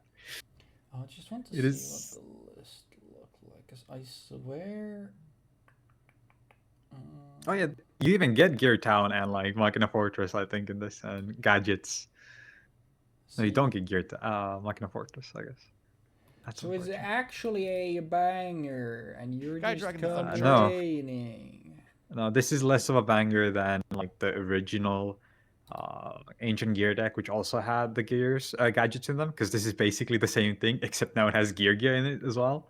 Yeah, here it And I is. don't have any actually good like targets for my XYZ plays. Oh yeah, this was. Yeah, I mean, I don't think it's good in the like close out like just structured deck format. I was mostly just interested in like Gear as a whole. At the time, I guess it like looks a lot like. I mean, I guess a lot of the stuff because it was in half format also like this one. Well, it's just a lot of like control pieces. So, but Yeah. I guess that's speaking for half format, this also makes a bit of a difference. But hey, Wait, there's something. you don't need to play Lightsworn 2 times in a row. There was another reason why this deck worked so well. I don't remember what it is right now, but there was some reason why. Oh, fuck. I need to actually look into that. Because I'm forgetting something. Definitely forgetting something. But we'll see. We'll see what happens next week. Yeah, but yeah, so Jeexx gets Gear Rampage, I think is the name, and I'm gonna be playing some Lightsworn. I'm excited. It's been a while since I played some Lightsworn, so I think that's neat. you last played Lightsworn in like either Anniversary. early 5D. Oh, it was an anniversary actually? Yeah. That's ages ago. 'Cause That's almost a year it was ago. literally the anniversary because I was like, bro, painful choice, send 3 wolf. Like that was 730. literally the only reason why I was like, bro. Because I liked Lightsworn. It was one of my favorite archetypes for that time anyway. But that was like the thing that made... I don't remember what was the other deck I was considering for that slot. But that was literally the thing that made me go like, bro, I need to play Lightsworn. So, yeah, it's been a while. It's been a while. But yeah, I don't know if this is the last we'll see of Shaddoll. We might see it at least like splashed into something. We'll see if Jeexx wants to Paladin some point as well. I'm not opposed to playing it again because once again, like I think it's a neat archetype, but it's not one of my favorites for sure. But I mean, I think Shadows has a massive, like, glaring flaw to it in terms of enjoyability, and it is the fact that you can just distill it into its construct and Winda Turbo with utility, and you're just sitting looking at the board, think to yourself, the rest. "Wow, that sure is fun." Tell me what do the rest of the Shaddoll fusions do? Like literally, can you tell me one of their effects or Bro, names? I'm gonna be honest, I don't know any other Shadow Literally fusions. same.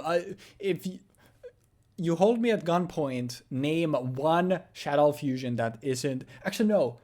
Sheki Naga Yeah, I just is saw the this one. Earth one. Yeah. But I don't fucking remember. Actually, did it give you an extra normal? Okay, the Ring of last thing... when This has Spell been... Summon is activated. Wait, what does it do? Well, during either place, when a special summon monster activates its effect while you have a Shadow card in your hand, you can negate the activation. If you do, destroy that card. Then send one Shadow card from your hand to the graveyard, and you can only use this effect of El Shadow Shikinaga once per turn. If this card is sent from the field to the graveyard, then target one Shadow spell Hey, trap that's in your pretty graveyard and add to your good. deck. Wow, Honestly, that that's is actually a pretty good. one. Sure, I sure love the idea of playing my special summoned single monster onto the field under window and then having my opponent just kill it because I activated its effects. That's fun, Yeah. isn't it? But yeah, if we see Shadow again, then sure. If we don't, I think we've seen a lot. Basically, 90% of what Shadow has to offer, and now there's gonna be someone who actually knows how to play Shadow. Is like, actually, you'll fucking suck. You didn't even do the lines correctly, and you would be right. If Also, I thanks never for see commenting. a Shadow player again, I will have seen them too soon. Okay, Noble Knight player. Listen to me. Bro, these things just kill everything that I play. Also, you know what I'm just now realizing? Yeah? I think this episode is gonna be over 2 hours. Banger episode. I think these games alone are gonna be like 2 hours. I think that's fine though. I think overall, like this podcast section is obviously going to add on to it, but I think this kind I of love thing just is fairly we're good just for at the this point start. just calling it a podcast. It is a podcast. It What do is you mean? Two people having conversation these days. It's a podcast. It's a podcast. If you're uploading on the internet, it's a podcast. Okay. You can't have a Discord conversation, record it, and then go like, yes, I will publish this Discord conversation. You publish it and you call it what it is, a podcast. You got me there. Anyways, for next podcast, we'll both have a 3x3 of our favorite music artists. So look forward to that. Oh, I can do one. Yeah, sure. Why not? Actually, honestly, I know 9 artists. Wait, that could actually wait. I think That's that's a a joke, but banger actually, idea. that's actually a good fucking idea. Okay, you know what? All right, rewarding y'all that actually stay tuned to these. We'll start throwing, no, not every time, but we'll start throwing occasional, stuff into these ends of the episodes. So, there's some reason to stay until the end. But even when one of us tilts off the face of the earth, it's still gonna be. We're not gonna do those because then it'll be like you after like I don't remember what the thing was where it was basically a like mirror where it was just like the thing lasted for like 6 minutes total and then you were just like nothing to be said, like everything could have been avoided if you just talk to me, fuck this. Or me last week where I think I literally just sped up. First of all, I just sped up everything, which was just me doing a whole bunch of fucking nothing and complaining. And at the end, I was just like, bro, I hate everything. And that was just the end. So probably not those, but I think in like hindsight, I think in terms of pure mirror matchups, this Shaddoll mirror matchup was actually like the most interactive mirror matchup that I think we've had. Definitely. Because like the only two that come to mind are like Wind-Ups and Venom. Either one of us just starts with no cards in hand, or both of us play stuff that is already one of the worst archetypes ever, and then it doesn't even work against itself. So yeah, like I think standards are crazy over here. Yeah, in that regard, I think this is a perfectly fine example of a mirror matchup. Because usually mirror matchups should be like this, rather than like, oh, great, I guess I'm not playing this game. Yeah. In that regard, and this was like also like me actually just playing a like pure build and having more control to it. You having like a match with multiple ones. Like it wasn't just a mirror match, so that obviously also adds to it. But yeah, I think the cores were an interesting addition because I did not even consider running a single core in my deck. Yeah, I think core. Because I always knew I'd have targets just like just by having core, like even just one does a lot because it just gives you so many more fusions a lot of the time. But it just like for me, it was most like I was consider like, okay, do I splash into other lights to be able to go into construct or use core for that? So that's why I maxed it out, because it was literally for me like, okay, I have this field spell and then I have this to summon construct. So yeah, and I think that worked out fairly well. Yeah, overall, like pretty happy with it. And like considering the shitfest that was last week, like I think that was a pretty solid one. But yeah, It's kind of a big contrast between the end of Zexal and the beginning of Arceus. that is also true because like I do think like if you're just thinking about influence, like I think Duelist Alliance is like probably top 5, maybe even like top 3 most influential sets of all time. I would have to agree. I think the majority of the game after this is heavily influenced by the design choices made in Duelist Alliance at the cards released in this set. Yeah, and I also think that's cool. yeah. And yeah, obviously we'll be next week. We'll be here once again, like not seeing any pendulums, but I think pretty quickly we'll start actually seeing some pendulums. So pretty excited, like excited for a different reason. Obviously, you actually having like nostalgia and having actually played the format a little bit, and me getting to experience it for the first time. It's pretty neat for both of us. So looking forward to that, honestly. I can't wait to drop towers on you 3 weeks from now. Holy shit, it'll be so fun, and you'll just sit there staring at me fun, mirror through matches, the internet. Can't wait. Are you gonna play clean? Fucking clean. I don't know yet because I want to play like a wide range of different like archetypes.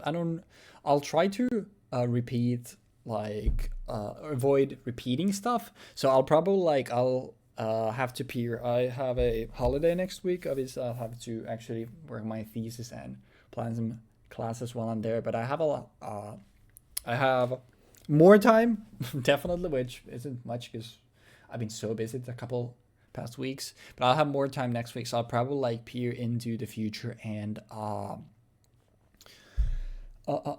then see what I'm working with, because I'll try to like be like, if I play Klee, if I feel like there's a set later, well, I would play Klee, then it's like, okay, sure, I play Klee here.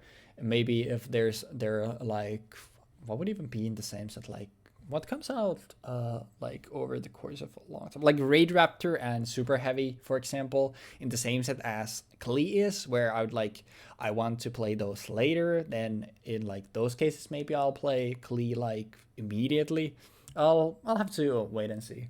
But yeah, we can like try to avoid mirror matches here and there, and we'll like communicate with like, okay, what you're playing. And I think like for that, it's also like kind of fair to be like, oh, if like when I've asked like what you're playing, and then like because I was thinking of playing this, but I don't want to mirror, and then the other person disclosed like, okay, I'm actually also playing that, then like you basically having to forego your initial plan, but it's obviously it sucks, but I guess in return you get the knowledge of what the other person is playing. But I mean, at least I have never like sided in anything, well, in structured decks, obviously, because it's kind of the point. But otherwise, like, even if you like tell me, okay, I'm playing Noble Knights or something like that, like I don't want to put stuff in to counter something, because I feel like for something like this, like it kind of takes away a lot of the magic for the series. If we're just like, okay, when I know what you're doing, then I'll just build my side to actually counter that one deck, because it makes building the side deck a lot more boring. I think it obviously makes sense, because that's kind of the point. Like, okay, how would these two decks do against each other? Yeah, it's usually meant to like compare the two in the game itself, and the side deck is an important part of it. Yeah.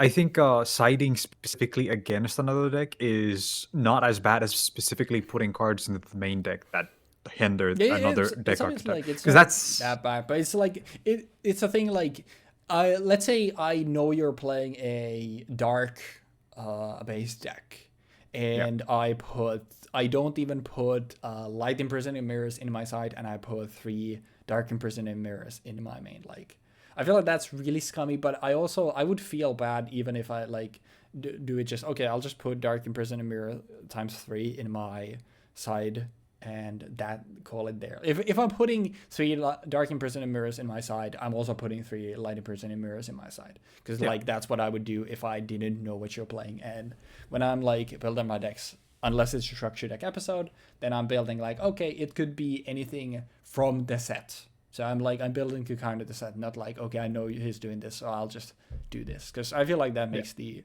deck building process more dumbed down, and I don't know. I would just feel scummy about it. But The only times that I tend to go like, okay, so how does this actually fare against this specific deck archetype that I'm assuming that I'm playing against, is when I'm building like some janky pile that has a singular goal of playing a singular card. And then if I deem, oh, I literally can't do this against this deck because this deck just immediately runs over everything that I have, or I need to have a very specific setup to play around this deck. That's the only times when I go like, okay, how do I build this deck around that?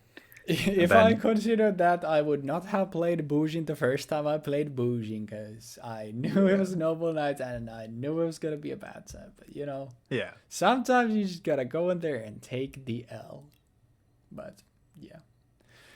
I mean, Anyways, okay, this is your last thought, and then we're getting out of here because I need to pee So- again. Next set has Shadow Hound in it. And El Shadow Fusion. I'm like 99% sure I'm definitely like not playing Shadows. What is this set after the structures?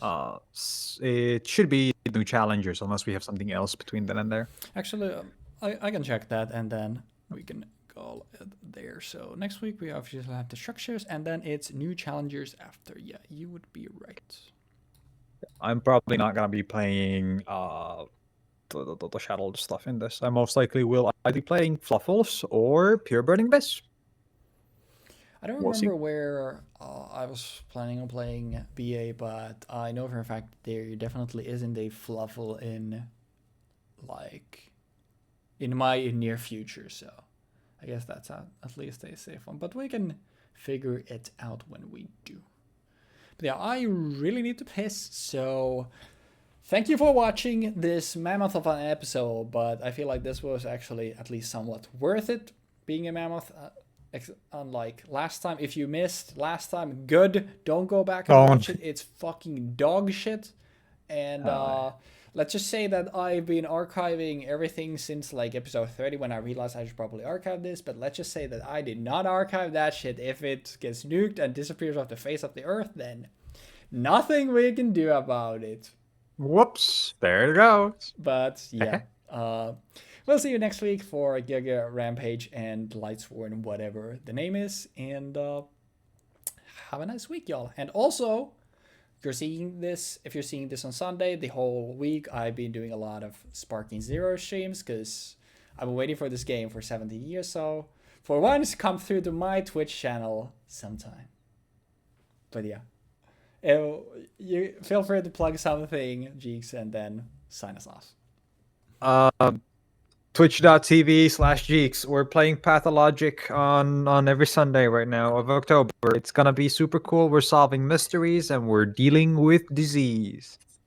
Hell yeah. So if you wanna get plague, go to Jeexx's stream, and if you wanna become a Super Saiyan, come over to Weebfox. But whatever you do, hopefully you have a nice day. So thanks for being here, guys. Thanks for watching as always. Final thing. I wanted to shout out, I hope he makes it here. I wanted to shout out Hogarblah2963, who's been actually like pretty actively commenting on a couple of videos and actually seems like he's having a good time, or they're having a good time. Sorry. I apologize for the previous few episodes before this episode. There have been very, very big stinkers in there.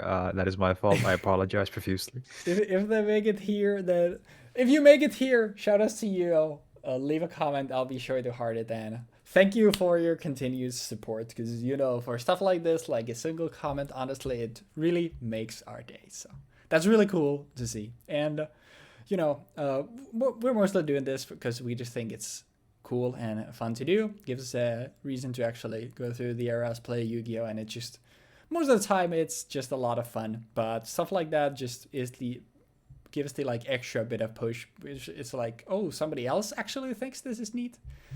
So it means a lot. So thank you for the support. Shout outs to you, and hopefully if you make it here, hopefully you've been enjoying the series. So, and hopefully we can keep providing you with entertainment.